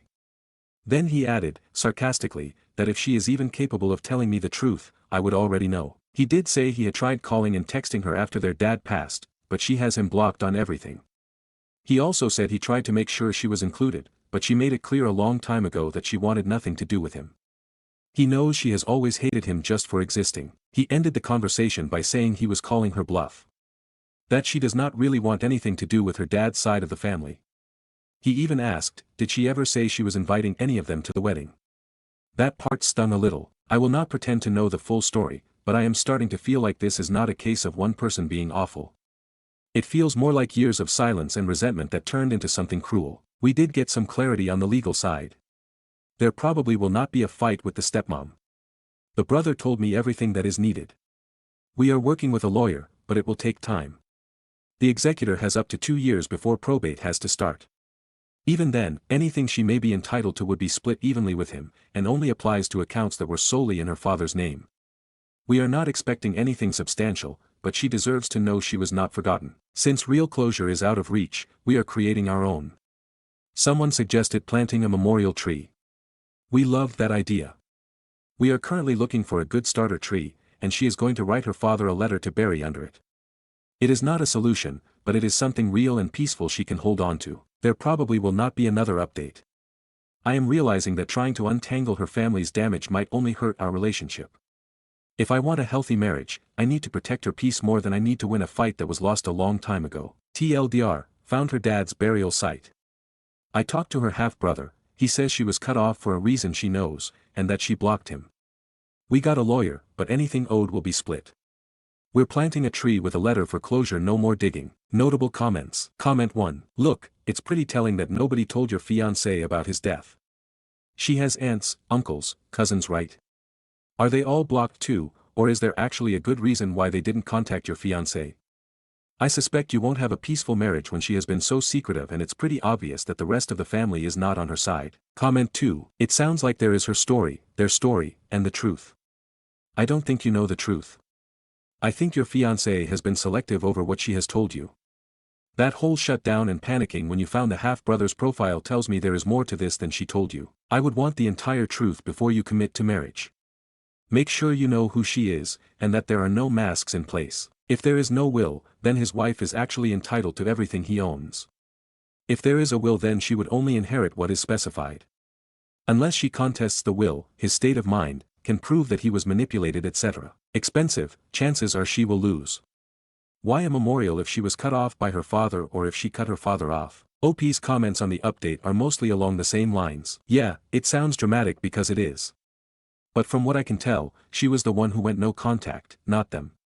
The brother's words felt carefully chosen, almost like he wanted to stir things up without actually saying anything. That whole "she knows why" line just adds fuel without giving clarity. I get how it all looks, but right now my priority is supporting her while she grieves. When she's ready to talk, I'll be ready to listen. Final update. I've taken time to process everything before writing this, because I want it to be clear-headed and fair. This isn't just about a relationship ending, it's about recognizing how far I'd strayed from myself and what I allowed in the name of love, patience, and hope. After the engagement ended, she moved in with a friend from work. But by then, things had already been unraveling for a while. I had believed I was being supportive and compassionate, giving her time to grieve and space to share on her own terms. But the truth was, I was being emotionally manipulated. She pretended to want to reconcile with her brother after hearing about her father's death. At the time, it felt like a breakthrough. I thought she was softening, maybe healing. But that was just a performance to win sympathy and deflect hard questions. The more I learned, the clearer it became that she had no real interest in reconnecting, only in looking like the victim. What's hard to admit is how many times she manipulated me subtly, shaping narratives and using silence or emotional withdrawal to make me prioritize her even over lifelong friends and family. I now see how isolated I became. One friend I reconnected with after everything joked, "You didn't date her, you ran her PR campaign." It hit harder than I expected, because in some ways, it felt true. There were moments where I wasn't just supporting her, I was constantly explaining basic respect, empathy, and how to show up in a relationship. It started to feel less like a partnership and more like I was trying to teach someone how to be a decent person. That kind of emotional labor takes a toll, and looking back, I can see how much of myself I lost in the process. I had reached out to her brother initially to confront him, but his response was surprisingly calm and cryptic even. After the breakup, I spoke to him again, and this time he told me the truth. The family had cut her off because of repeated abusive outbursts not just toward her father, but also toward her stepmother and brother. He said I wouldn't have seen it because she saved that side of herself for them. He even brought her father's old phone. The texts between her and her dad were awful, cruel, manipulative, and downright abusive. Honestly, I don't even know how or why her dad stayed in contact with her after receiving the things she wrote. If my own child ever said those things to me, I would have cried and cut contact. No parent deserves that level of cruelty. After her father passed, she started lashing out at me too. That's when the pattern revealed itself. Ironically, she didn't even mind that I spoke to her brother until she found out I helped him with a scholarship site. And help is a stretch. I mentioned the Common App, something I always bring up when college comes up in conversation. It's not some special effort. I've told my own cousins the same thing. It's a single application site that makes you sound like you know your stuff and gets kids on track fast. If they apply through it, they're pretty much guaranteed to get into somewhere. She knew this. She had seen me do it with my family. But this time, she twisted it into a betrayal like I'd committed some criminal offense. She realized I had spoken to her brother because I showed her a Reddit post to help her understand where I was coming from. That's when everything shifted. Even then, I didn't end things immediately. I asked if we could slow down and delay the wedding. Instead of meeting me with honesty or reflection, she shut down and turned hostile. Maybe it was her way of pushing me away, but if so, it worked. After the breakup, she kept reaching out, apologizing, saying she'd get help. But I had already asked her to consider therapy earlier in our relationship, and she refused every time. Now that everything has come to light, I can't see myself marrying her, much less raising a child with someone who hides so much, lashes out when cornered, and only offers change when everything is already broken. My family has been nothing but supportive through all of this. My sister is even staying with me right now. She joked that it's for my protection, but honestly, it just feels good to have family around again. For the first time in a while, I feel like myself. So that's it. No more what ifs or excuses. Just the truth, and a fresh start. There won't be any more updates as this account serves no purpose anymore. TLDR, I was engaged to someone who claimed to be unfairly estranged from her family, but after reaching out to her brother and seeing messages she sent her dad, I learned she was abusive toward them. When I suggested delaying the wedding, she became emotionally abusive toward me. After the breakup, she admitted to some things and promised to get help, but I no longer see a future with her. My family and friends have helped me move on, and I'm slowly reconnecting with who I was before all this. Stories number 20. To fool by misunderstanding what a push present was. So my sister just had her first baby, and I, 24M, wanted to do something special. She mentioned her husband was giving her a push present, and I, having never heard this term, Googled it. I thought it was like a quirky gag gift for giving birth. You know, like something to push through the pain, some joke gift to make her laugh and lighten the mood. So I got her a glittery purple stress ball. The packaging said, "Squish me when life hurts," which I thought was hilarious. I show up at the hospital, give her the little gift bag with a grin. She opens it. Silence. Her husband just stares at me, then my mom goes, "That's what you got her?" For all that work. Turns out a push present is supposed to be something sentimental or valuable, like a necklace, ring, or something meaningful. Not a $3 rubber orb. She laughed eventually, but now everyone in the family refers to me as Stress Ball Santa. Her real push present came later, a diamond pendant. TLDR, thought a push present was a joke gift. Gave my sister a stress ball after childbirth. Now I'm the clown of the family. Stories number 21. My friend is throwing herself a bridal shower without being engaged. My 29F friend, 29F, is getting married to her boyfriend, 24M, in 2 months. They just started dating this January, and neither of them have been in a serious relationship before this. A week into their relationship, they already started talking about marriage and signed up for marriage classes through their church. They wanted to fast-track their wedding and be married by the beginning of September. Not even 3 weeks into their relationship, my friend found a fake topaz ring on the ground at a grocery store, and decided to buy a ring box and gave it to her boyfriend so that he could use it to propose to her. She sent us pictures of the ring and told us about their plans to get engaged using that ring after their 6-month anniversary, and then they would have their wedding 1 to 2 weeks after that. Her boyfriend has displayed a lot of very concerning behaviors since the beginning of their relationship. He is very religious and wants to save himself for marriage. He made my friend get rebaptized since she was not a virgin. He has expressed concerns to my friend about her age and that he is worried she might be getting too old to have children if they don't start right away. He also has tried to ban her from watching all of her favorite television series, such as Friends or Bridgerton, because he believes they are satanic and pornographic and compromise their Christian values. Several of our friends, as well as her parents, have expressed concerns to her about her rushing all of this and making sure she isn't making permanent decisions she will regret. Both my friend and her boyfriend have never moved out of their childhood homes after high school graduation, so neither of them have experienced taking care of themselves without their parents' assistance. She gets very defensive whenever you question her decisions no matter how gently you phrase it, and always insists that they don't have a traditional relationship, but that they both know what they want and they are best friends. About a month ago, she went wedding dress shopping and said yes to the dress. I congratulated her and asked about the wedding, and she said they are getting married at the beginning of August, but that they don't have a venue picked out yet. They do not plan on having a courthouse wedding, and she is adamant about having a real wedding with a ceremony and reception. No save the dates or wedding invites have been created yet. My friend just sent out invites to her bridal shower on Monday, and mine arrived in the mail on Wednesday. To my surprise, her bridal shower is already this upcoming Sunday, less than 2 weeks after the invites were sent out. I looked at the registry, and she is asking for a lot of very high-priced and luxurious things on a very short notice. I know that they have a rush timeline since she wants to get married 2 weeks after they are engaged, but it is shocking being invited to a bridal shower for someone who isn't even engaged and doesn't have a venue booked yet for a wedding less than 2 months away. After talking with the rest of our friend group, who have all been friends for 24 plus years, almost all of us have decided against going to the shower, basically due to the principle of it being inappropriate throwing yourself a bridal shower months before you will even be engaged, and there is nothing set in stone to demonstrate they will go through with this wedding other than saying they plan to get married in August.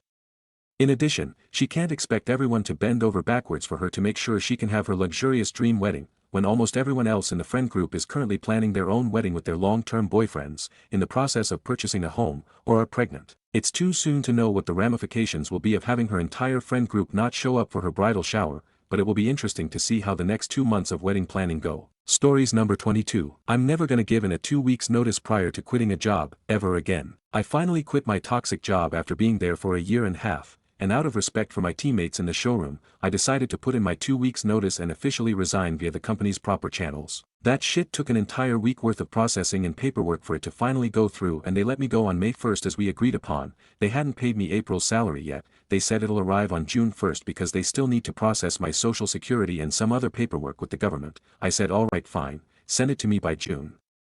Fast forward to today being June 1st, I called them to double check if my money is coming. The head of HR tells me they delayed it by another month and it'll actually come in July 1st due to them still not finishing up the paperwork and process with the government for my social security, and it's yet to be approved. I said WTF. You said it'll be approved by June 1st. They gave me some corporate blah blah blah about XYZ. And I'll have to wait again. Keep in mind I really need this money to actually survive. I was pissed. I said I can't accept this and I need this money this week. They got dead cold with me and said they can't do that and hanged up. I was pissed and messaged him saying if they don't give me my salary this week, I'll have no choice but to inform my lawyer and take this to court. It didn't take any more than 10 minutes for me to immediately get a call from a top exec at the company that I've never heard of calling me picking a fight saying how dare I threaten court and lawsuit. I have no right to do that, even though they're breaking my contract. This argument went on for another 30 minutes before I finally gave up and told them in the most corporate way possible to go fuck themselves and they better not delay my money for even one more second on July 1st. As God is my witness, the next time I quit a job, I'm gonna collect my final paycheck and just disappear. I'll leave all group chats and block everybody and just disappear and never show up to work again. Fuck companies and fuck this toxic environment they've built. Stories number 23. My 20F brother, 16M, is dead. My family is awful. I'm still a mess. I ran away from home when I was 16. My family was, and is, incredibly toxic. My father was verbally, mentally, and emotionally abusive. My mother enabled him and was mentally abusive in her own right.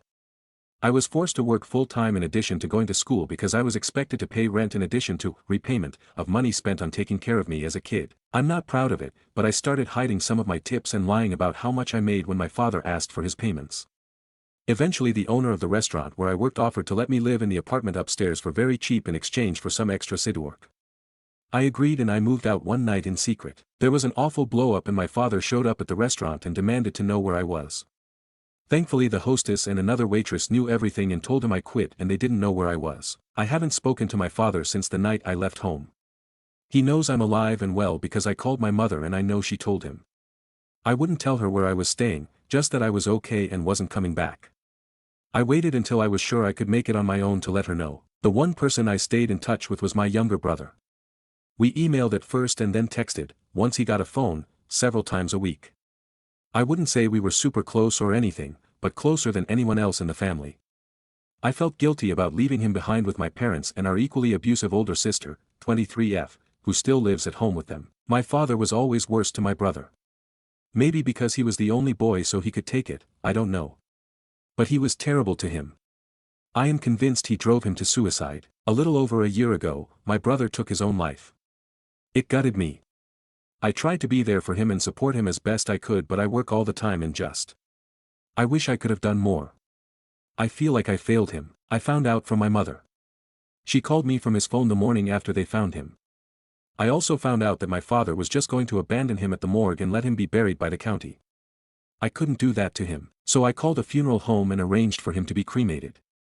I took his ashes and scattered them on the beach where we used to go fishing together.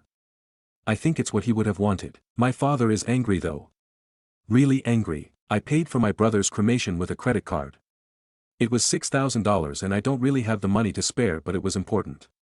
It's going to take years to pay it all off, but he was worth that to me. But that isn't how my father sees it. He somehow has this crazy idea that I had $1 million life insurance policy on my brother and that I'm rich now. He and my sister have been showing up at the restaurant where I used to work and demanding to see me. The owner keeps calling me and telling me about it. I've called the cops, but they won't do anything unless the owner wants to charge them with trespassing. I called my mother and tried to talk some sense into her, but she believes this insane story about life insurance and now she thinks I killed my brother to collect the insurance money. My sister keeps calling me from different phone numbers and leaving awful threatening messages demanding her cut of the money I don't freaking have. They are all crazy and hurtful and I am worried this is going to get worse. What can I do? TLDR, my brother died. I paid to have him cremated. Now my family thinks I got insurance money and they won't leave me alone. Update. First of all, thank you to everyone who replied to my last post. It means a lot to me that so many people cared. The advice and support I received was really desperately needed. I didn't know how much. Honestly, when I posted I was hoping for some kind of magic answer that would get my unreasonable family to just listen to me. What I got was much more. I guess I couldn't see just how blind I was to certain people in my life. My mother especially. I always labeled her, in my head, as the good parent. She and I always had a somewhat okay relationship even if she let my father do all kinds of awful things. Even after she started accusing me of killing my brother for money, I kept hoping she would snap out of it if I could just convince her of how life insurance works. But a lot of the comments made me realize she really is an enabler herself and that I really did need to cut ties and move on. That was so hard for me. I didn't want to think that I'd never be able to see my parents or my sister again, not even for Christmas. I know there's a lot of bad in what they've done, but there were good times, too. Times I will always miss. So many people offered kindness and support. I couldn't allow myself to accept any monetary donations that were offered, but I do appreciate the gesture. One especially kind and amazing Redditor offered me something I couldn't turn down. They helped me get a job at the company they worked for in a new state. Without their help, I don't know if I'd be here to post this update. I won't call them out, but they know how grateful I am. Okay, on to the actual update. As I mentioned, I have a new job. It's better than what I was doing and it has some great benefits attached. It's in a new state, where I am now, along with a new roommate and her kitty. Uprooting myself and finding a place to live in a pandemic was challenging, but my roommate has been awesome and very understanding. She knows my situation and won't let anyone claiming to be family inside, if they should somehow manage to find me. Everything is in her name that can be, and she's happy to keep it that way to help keep me safe. I figured things out with my new employer, who allowed me to do almost everything related to interviewing and screening online, so I knew I'd have a job waiting for me. I also found my new roommate online and we FaceTimed a bunch, so we knew we'd get along when I got there.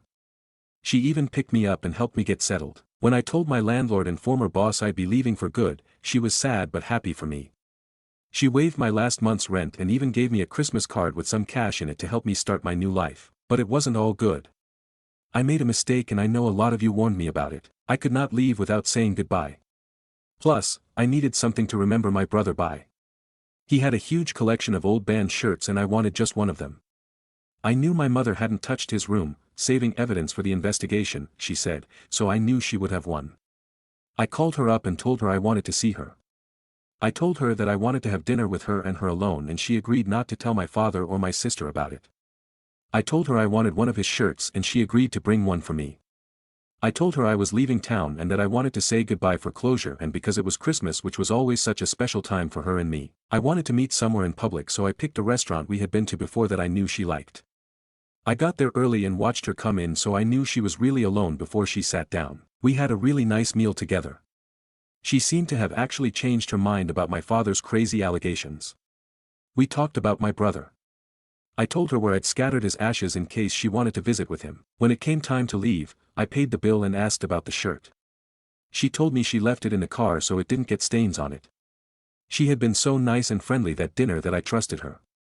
I went with her to the parking lot to get my brother's shirt out of the car for me. My father was waiting there for us and he had a gun. As soon as I saw him, I screamed as loud as I could and ran. I went back inside the restaurant and yelled that there was a man after me and he had a gun. He barged in screaming and I ran off into the bathroom and locked myself in. I called the police and I waited in there with the dispatcher on the phone until they came and got him. I pressed charges and so did the restaurant. My mother lied about the shirt. I should have known she would. That is my biggest regret, I think, because showing up there like that was really the push I needed to finally cut all of them out of my life for good. I am sad that I have nothing to remember my brother by, but I like to think he's looking over me. I now have an order of protection. I changed my number and deleted all my social media. And I am thinking of changing my name, too. Maybe taking my brother's first name as my surname as a way to honor him by. I hope 2021 can be my year. TLDR, I didn't listen when people told me to cut all contact. My father was arrested. I moved away and started a new life. Update. My 20th family is awful. My brother, 16M, is dead 4 years later. The past 4 years have been a lot of growth for me. I did change my name as some suggested. I didn't end up taking my brother's name out of fear of linking me to my former family and making it easier for them to find me. I did want a connection though, so I took the fairly common last name of his favorite singer as my last name and a first name I've always loved and wanted to name a daughter someday. My roommate was amazing. She got married last year and moved out with her now husband. I still see them occasionally as friends. She let me keep the apartment and I also ended up with her kitty because he liked me better and her husband is mildly allergic. So we're beasties now, facing the world together. I ended up leaving the job that kind Redditor helped set me up with after 2 years. I found a much better role closer to the apartment. It pays better and I can walk to work. I'd call it a win. I know everyone is wondering if there has been more family drama, but luckily there hasn't really. I haven't heard from any of them since I left. I am waiting for it though and trying my best to make sure it can't ever happen. I do wish I had something left of my brother's. He'd be 20 now, the same age I was when all of this went down. It still hurts to know he won't ever be 20, or 30, or anything else. I wish I had kept a piece of him or maybe had some of his ashes made into a necklace or something just to have him with me. Everything happened so fast and I never thought I'd end up leaving home, so I always thought I'd just be able to go visit our beach if I wanted to talk to him at all. But I guess that's the trade-off. I don't date at all. I really keep pretty much to myself, at least for now. I don't think I can trust people enough to get close. I am in therapy and it's helping. Things are honestly pretty good right now. I just wanted everyone who wondered to know that. So many kind people offered support and advice and opened my eyes to realities I wasn't ready to recognize. I might not be here if not for them, especially the person who put me in touch with resources and helped me find a new job. I owe my new life to them, so thank you. Stories number 24. Aita for saying no to hosting my SIL and her additional needs kid overnight again. A few months ago my sister-in-law and her daughter who is 3 came to stay with us for nearly a week because she is getting assessed for autism in our state. I had suggested to my partner that they stay in a hotel, even offered that we cover the costs because my SIL is what I could only call a free-range mom. She is struggling and is likely trying to do whatever will make the day go by. Anyway, they visited and we have a 4-year-old son. He has his routines, we have our rules at home. Aside from our weekly movie night he doesn't access any other screen time and doesn't have a personal device. My SIL's kid was glued to her iPad the entire time, volume on loud, and if my SIL tried lowering the volume the kid would start screaming. It seems that the SIL never actually carried through with it. We tried to be accommodating. She sat at the dinner table with us for dinner on her iPad. Our son was very curious and at first we were like, this is a good opportunity for him to understand some people do things differently for whatever reason. But by day 3, it was clear that this wasn't just about the kid getting used to a different environment, it was full-blown chaos. Constant screaming and banging well into the night, the iPad on loud until nighttime too. It kept everyone up. We have a large 5-bedroom home and we all stayed up because of it, including our son who could not sleep until he asked to stay in our room. I occasionally WFH but just couldn't and had to leave. The lack of boundaries extended to other areas too. My SAL would say she was stepping out for a walk and be gone for hours, leaving her daughter with us with no heads up or prep. And I want to be clear, I have so much empathy. I know parenting a child with additional needs is exhausting. I know she likely never gets a break. But I didn't sign up to be free childcare, especially when we were already hosting them, driving them around, buying a lot of additional frozen food and snacks that we never keep at home so that the daughter could eat. All while trying to maintain some structure for our own kid. My partner and I argued about it afterward. He felt I was being too harsh. I said, if they need to come again for another assessment, we either book and pay for a hotel if they really can't afford it or set very clear boundaries about what kind of help we're able to offer, and stick to them. Now my SAL needs to come to our state again and has asked to stay for the few days she is here. My partner thinks I'm being unkind and unsupportive, but I honestly think we did everything we could last time and hosting again is just too stressful, so I said no. AITA for saying no to hosting them overnight again. Stories number 25. Created a problem to keep my annoying neighbor occupied and get some peace. In the early 90s, we bought a new house on a lot that was recently severed and sold from the neighbor's property. It was a latch corner lot, divided into 2 parcels. The back parcel was originally intended as a second driveway to connect the side road to the neighbors, but was mistakenly sold to us. Our neighbor, a known grumpy old guy, insisted that this back parcel was his property and was never intended to be sold. He and his lawyer messed up. He would often stand there, right in front of our bedroom windows to kinda mark his property. Trying to have a reasonable conversation with him was impossible. I repeatedly told him that I had the deed and that the property line wasn't going to change. His wife was rarely seen as she had limited mobility and spent most of her time watching TV connected to a C-band satellite dish. At the time, I was working in wireless and had access to test equipment. To find a way to keep the neighbor occupied and hopefully give us some peace, I decided to generate interference that would jam his satellite signal. I set it up on a timer so their signal would cut out 10 minutes before the hour and come back 10 minutes after, meaning they would consistently miss the beginnings and ends of their TV programs. This definitely kept him busy trying to figure out what was wrong. He even called out technicians, but of course, the issue never occurred when they were there. I could often hear his frustrated outbursts, and I imagine his wife was adding to the pressure. After a few weeks of this, I walked over to him while he was fiddling with the dish and casually mentioned that I worked in wireless and had some knowledge of satellite communications and maybe I could have a look. He was immediately interested, so I climbed up the ladder, pretended to adjust something, gave him some technical sounding nonsense about what I had found, and then told him it was fixed. I then stopped the interference coming from my house. A few days later, he came over to thank me profusely, saying I had fixed it when no one else could. From that day forward, he was the friendliest neighbor and never mentioned the contested piece of land again. Stories number 26. Aita for calling my husband a disgrace after he said my miscarriage ruined his birthday. I miscarried yesterday afternoon about 12 p.m. I've never had a miscarriage before and this baby was so wished for, so it's all so fresh and I'm sobbing right now, so I apologize in advance if it doesn't make a whole lot of sense. My husband turned 27 yesterday. I 26F was pregnant with mine and my husband's 27M second child. Yesterday, I was 8 weeks pregnant. The day before yesterday we saw a beautiful heartbeat flicking on the screen and today I'm devastated. I was playing with our 2-year-old when I felt a pressure in my lower abdomen. Not long later, I noticed bleeding and I let my husband know immediately that I had discomfort and bleeding. Before long I had passed what I believe is the fetus and I messaged him, I think I lost the baby. I wanted to keep him updated and I guess I was seeking some kind of emotional support. I asked if he could come home and he said, of course, if it's urgent. I said I think it is because the pain and bleeding is getting worse and I'm starting to feel lightheaded and our 2-year-old is unattended in his playroom right now. We have no friends or family near that I could call who would get to us quicker than he could. I had to clean myself up, crawl downstairs to take paracetamol, make my son his lunch and then put him down for a nap. At this point my husband still isn't home. He was working approximate 30 minutes away and took closer to 60 minutes to get back. Hours later when I asked, it was because he'd stopped at Tesco to pick up some beers. I ended up very poorly, losing lots of blood, lightheaded, vomiting etc. and he had to take me to A&E. By the time I was discharged it was almost 8 p.m. Last week, I had said I'd make him his favorite dinner for his birthday, which he reminded me when we were almost home. I said I wasn't feeling up to it and that whatever takeaway he wants is on me. He said, for fuck's sake, under his breath and then muttered something along the lines of, this bullshit has ruined my birthday. He didn't stop to get any takeaway. He just drove straight home. He put our son to bed and I went to bed and I'm not sure what he did after. I didn't see him this morning as he had already left for work. He's not messaged me all day and he got home a few hours ago. It's now 8:40 p.m., and he's been giving me silent treatment. I tried to speak to him about an hour or so ago and he ignored me and I called him a disgrace. He slammed the bedroom door and locked me out of the bedroom. His mum has since messaged me and said I need to be patient as he's also had a loss. She didn't ask how I was or anything. He's obviously speaking to his mum, but why isn't he opening up and speaking to me? She said I was harsh. I'm feeling utterly emotionally neglected right now. My body has been through emotional and physical hell.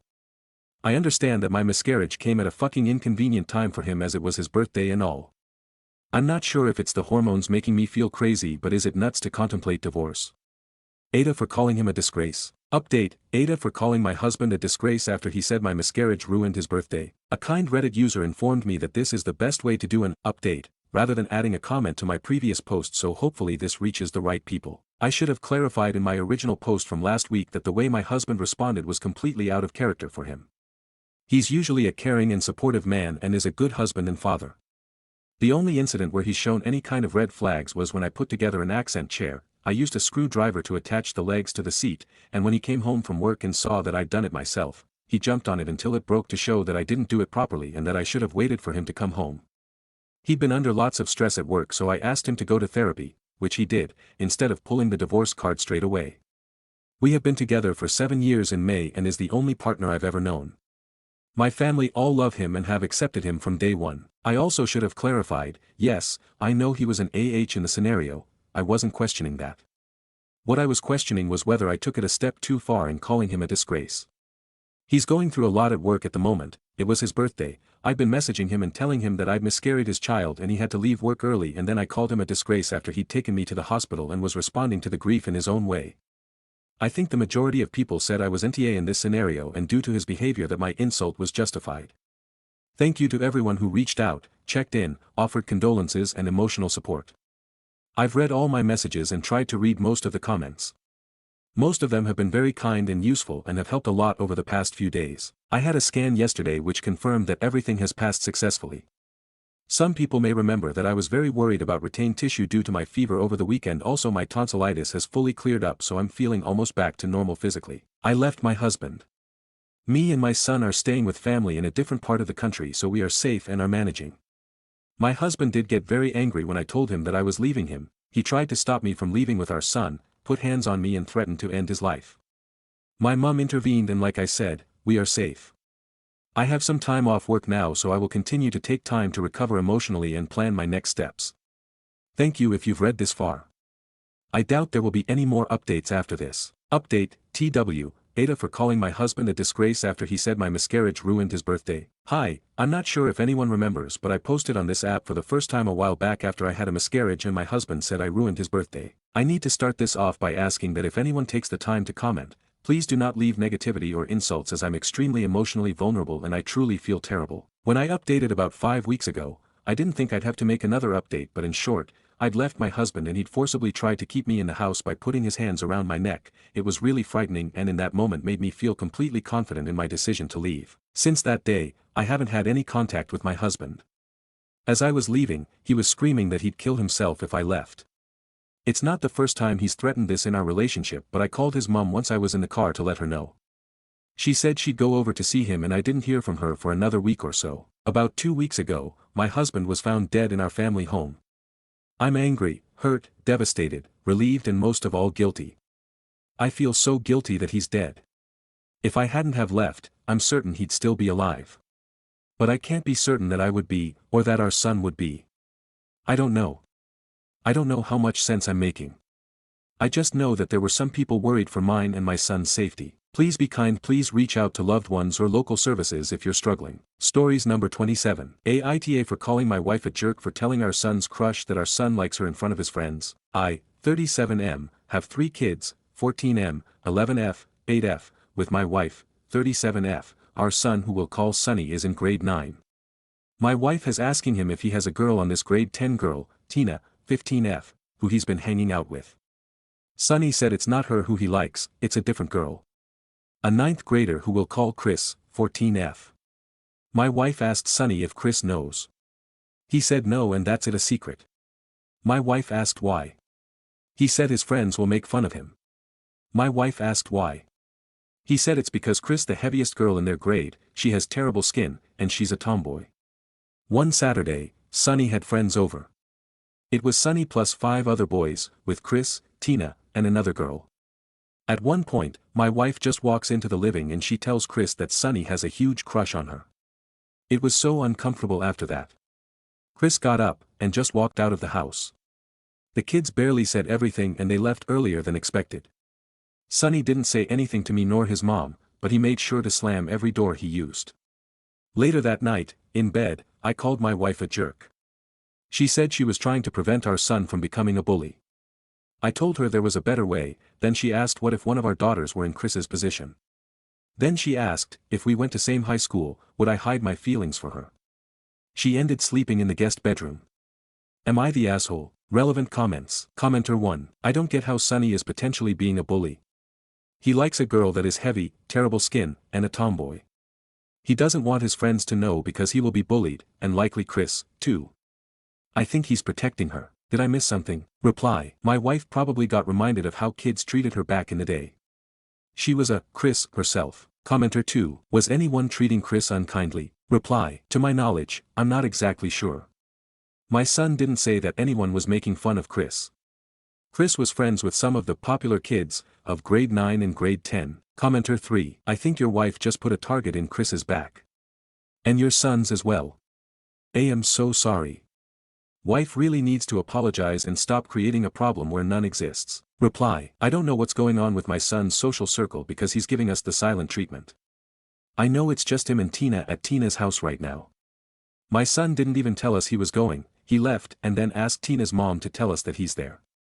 So the friends are not together. Commenter 4. There is no innocent or rational explanation. Also, when you asked her why she did it, her response was literally, to stop him becoming a bully. It wasn't, oh I thought if she knew he liked her it might break the ice and help them get together. There was zero good intentions there.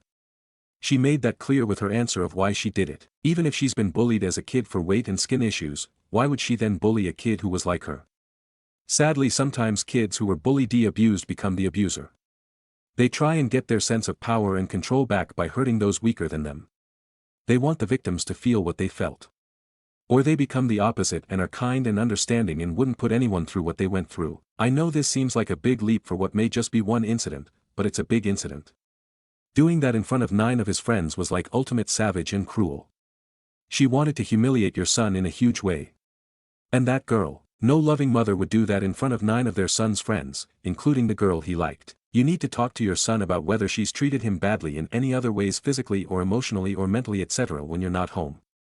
Cause that isn't the actions of a loving mother. If she didn't intend to cause upset, she'd have gone after the girl when she went to leave and apologies if she upset or embarrassed her, said it wasn't her intention, she just wanted her to know he liked her and she thought it might help get the conversation started, etc.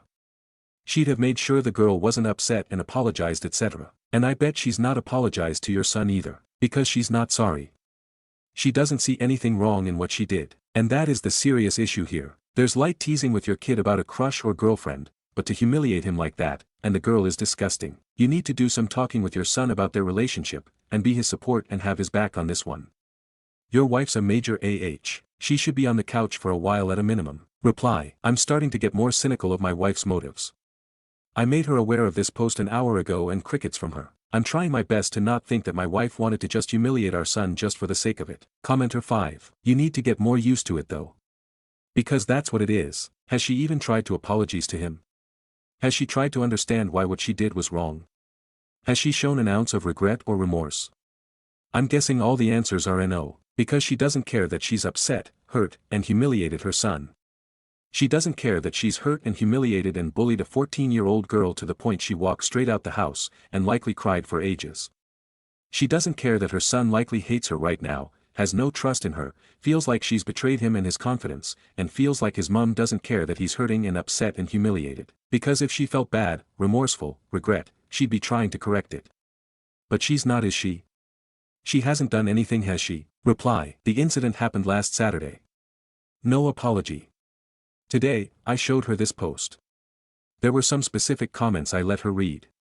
No apology. If I get really cynical, maybe my wife wanted to punish our son for being one of the popular kids and for keeping it a secret that he likes the so-called awkward girl. I don't want to think about my wife that way. Commenter 5. I don't have much to say other than your wife seems like a truly repulsive person, and it's disappointing that you are unwilling or unable to see how horrible this was.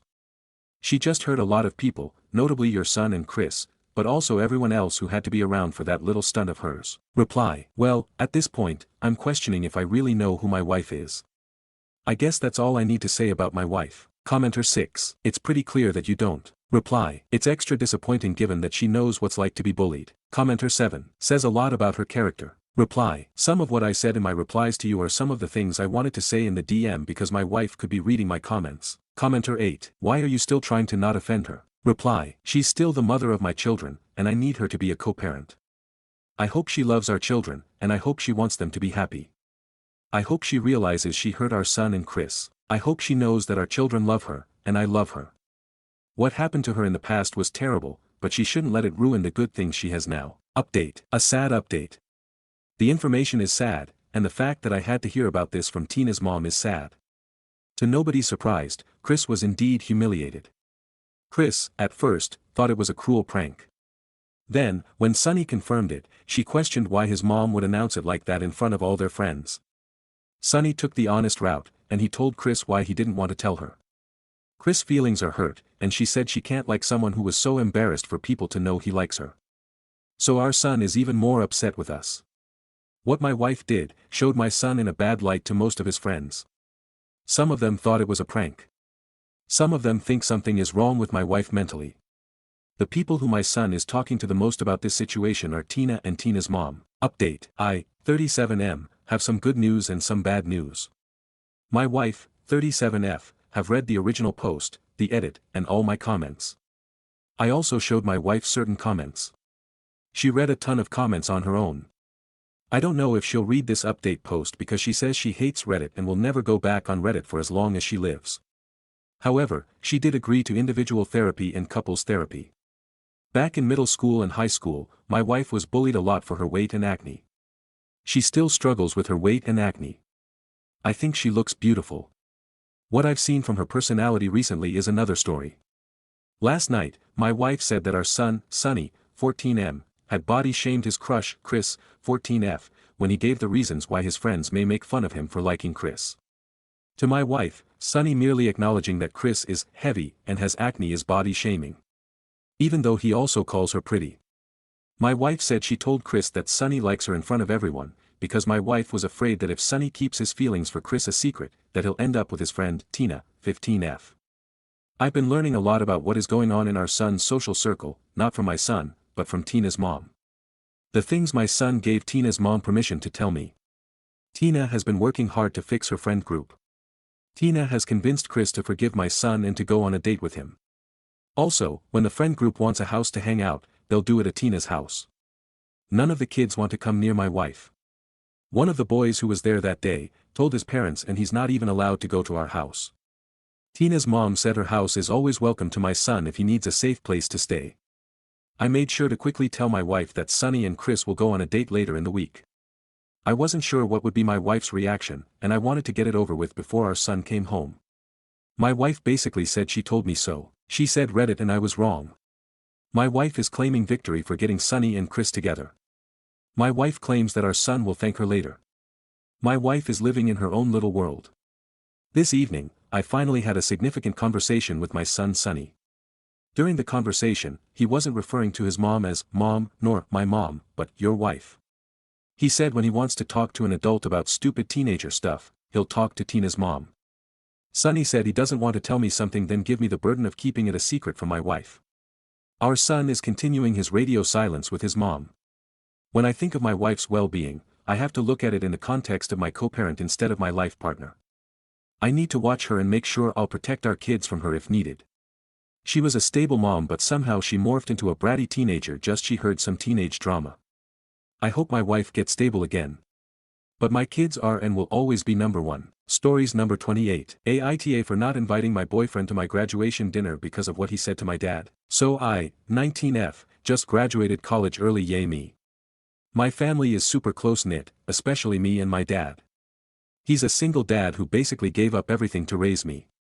Like, this man worked 2 jobs when I was in high school so I could do extracurricular and not worry about anything. We're tight. Anyway, I've been dating Jake, 22M, for about 8 months. He's funny, a bit sarcastic, and usually great to be around. We've had ups and downs, but nothing major until last week. My dad threw me a small graduation dinner. Just close family and a couple of my best friends. Jake was going to be invited, but the day before the dinner, he came over to help me pick an outfit and ended up chatting with my dad. I wasn't in the room the whole time, but I heard them laughing at first, then voices got lower. Later, when Jake left, my dad pulled me aside and said, "I don't like how he talks to me." I asked what happened, and apparently Jake had said something like, "You must be glad your job as a dad is finally over," in a joking way. My dad apparently just smiled and changed the subject, but I could tell it really hurt him. He's sensitive about that kind of stuff, and honestly, so am I. When I texted Jake about it, he doubled down and said my dad was being too emotional and that it's not that deep. That rubbed me the wrong way.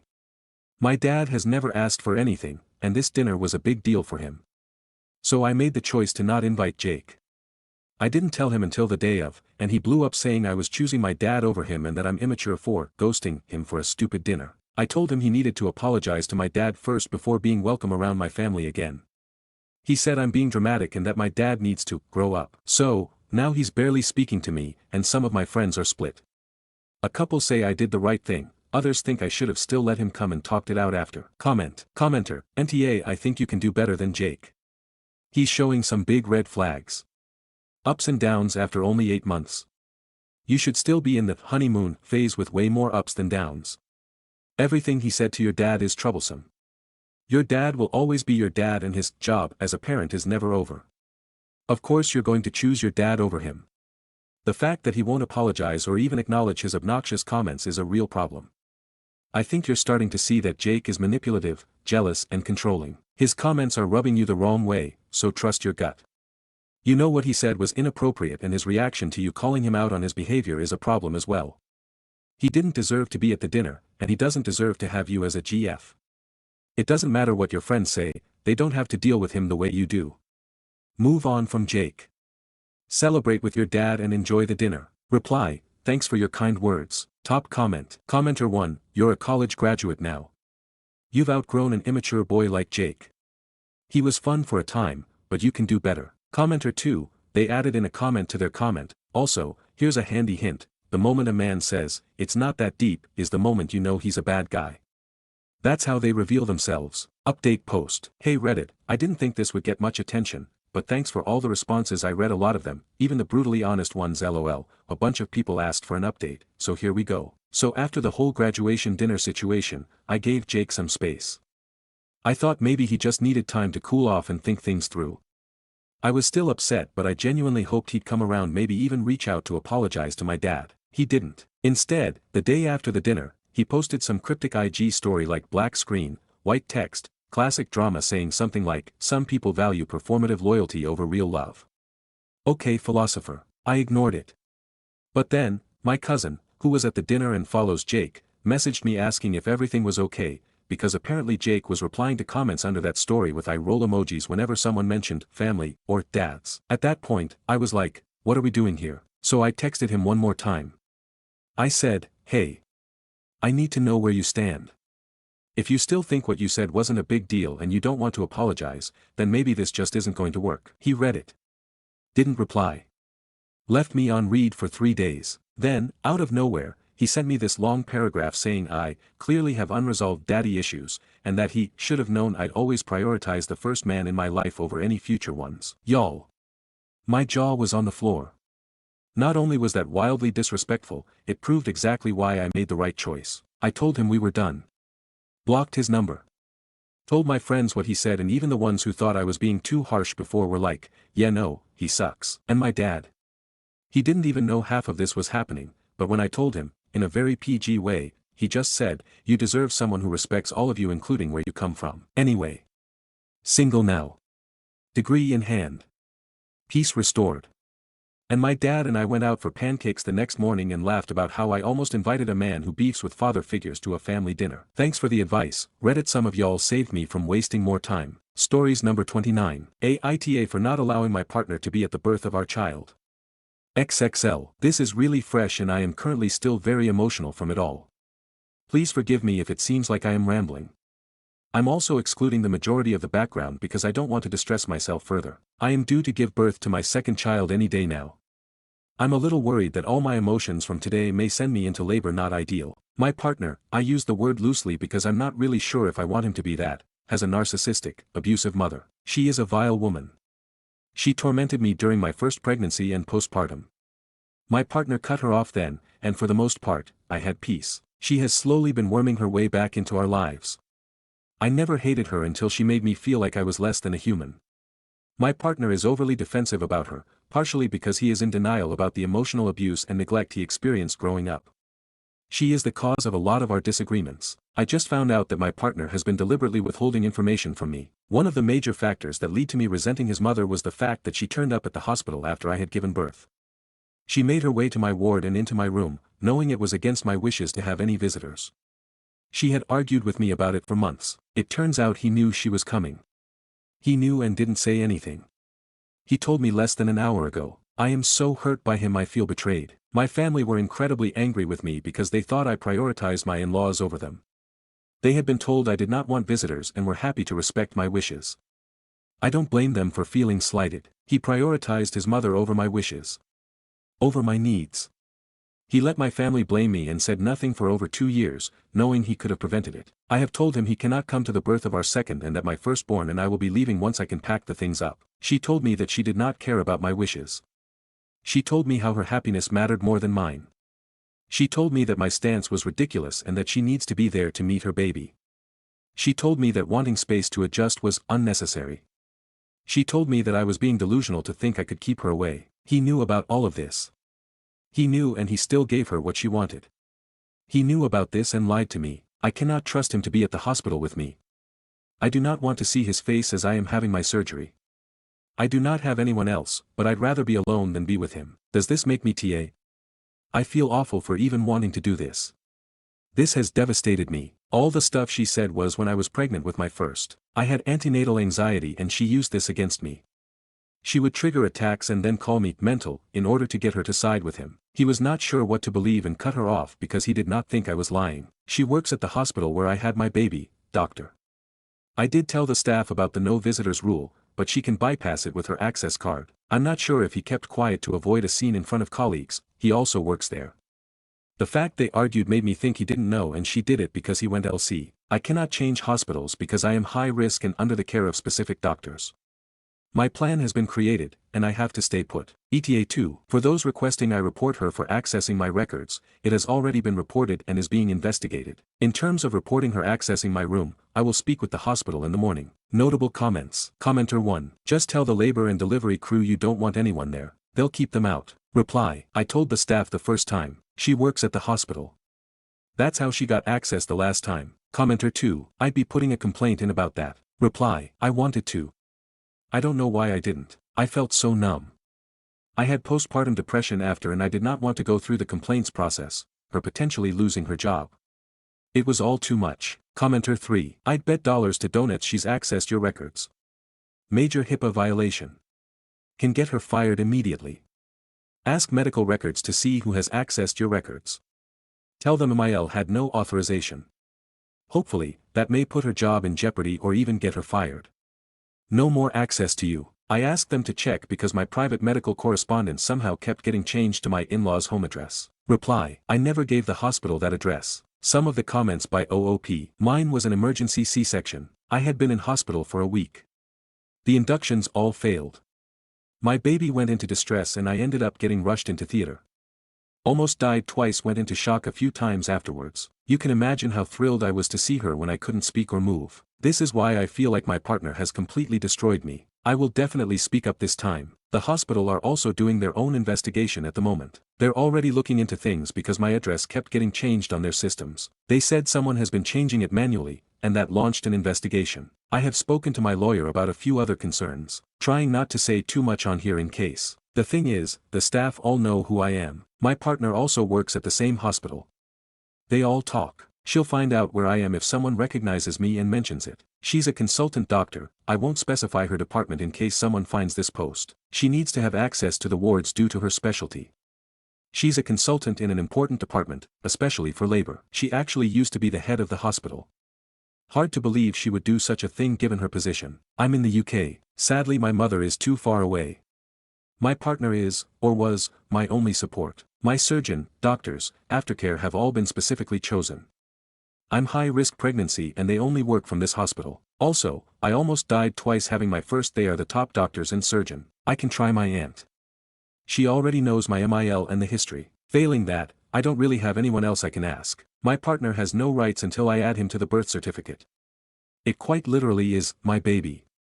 If he tried to take them it would be kidnapping. He is not allowed to do or go anywhere with my baby without my consent, and the nurses would always confirm to make sure I was actually okay with it. I also have left my care in the hands of my mother because I am worried that he would turn to his mother during a time of distress and blindly follow bad advice. Should anything happen to me, my lawyers have instructions and evidence. They have said it should prove more than substantial to prevent her ever having access to my children. I want what is best for them. Her being in their life is not that. Don't be sorry, I appreciate the advice. Thank you. I also have instructed my lawyers about that. They have assured me that they will do what is best for both, and agree that's MIL being kept away. My MIL believes she can have sole custody of my children, her children. Unfortunately for her, she also happened to send things that will ensure she is not allowed anywhere near them, ever. He is usually a very loving person. We rarely disagree, he treats me well.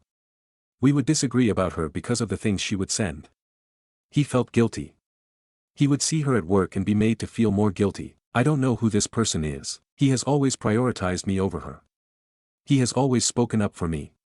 He cut her off because he chose to believe me even though I had nothing more than my word. That's why I am so blindsided by this. Update. Firstly, I contacted the hospital about my upcoming admission. I was redirected to a safeguarding line and explained the situation.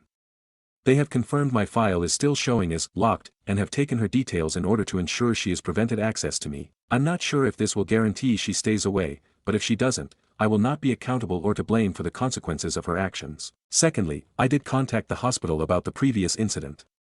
They are being shifty to say the least. They do not want to take the complaint because I should have contacted them there and then, which I have already explained. It was then that they did not want to take it because a member of staff was involved and that wasn't what they deal with. I have been sure to get their refusal in writing. I was passed around to various other departments. One has agreed to look into the previous incident if she violates my request a second time. Thirdly, I have spoken to my lawyers about quite a few things. I have sent everything to my lawyer. I cannot disclose them on here, but now everything is being set in motion. Finally, this is the update that will get a lot of backlash from most of you. My MIL has my hospital date. She sent a message stating that she found it out from someone she works with. They were named in the message. I'm not entirely sure why that person had it to begin with. There was also a mention of how she will already be working on that day. You can pretty much guess where this is going. I cannot do anything about it this weekend, but I will be contacting the hospital and my lawyers on Monday. I'm not sure if I missed anything. My brain is sleep deprived right now. I'll add it if I am reminded or suddenly remember. Covering some repeated mentions again. I'm British. Some stuff you all are saying applies, some does not. I appreciate it, but my lawyers are on top of everything and I have been sending the necessary documents, etc. Hospital change is not an option. As per the previous posts, this is the best hospital for me to be at. If anything were to happen, I would be transferred back there either way. Hospitals here are in trusts. She can access both that offer maternity services, and the others are too far for me to get to. To be strictly clear, my partner did not tell her my date. I know I wrote it above, but some comments are still suggesting it was him. It was definitely not. She sent the name of the person in the messages she wrote to him. This person is from her department. I cannot remember her exact job role, but I know she is in a senior position. ETA 2. I knew I forgot something. My aunt is trying to swap her shifts at work to be with me. My issue is that I do not really want anyone with me during the actual surgery. The only person I would want there is my partner. Right now, still a massive NO from me, and he is respecting that. My mother would faint. She couldn't even look at the pictures of my firstborn if he had not yet been cleaned up. Post-surgery, I won't be able to walk and will be a sitting duck. This is when my MIL is most likely to make her appearance. I hope she has sense enough to stay away this time, but I am a realist. She will try to come no matter what. I am mostly concerned about not having anyone around because I know I will want to shower at some point, but I won't be able to if my baby is not supervised.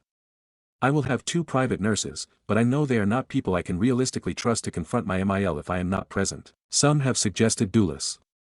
I started to look into it yesterday and will continue to research before the weekend is over. I am really disheartened about having to compromise on my boundary.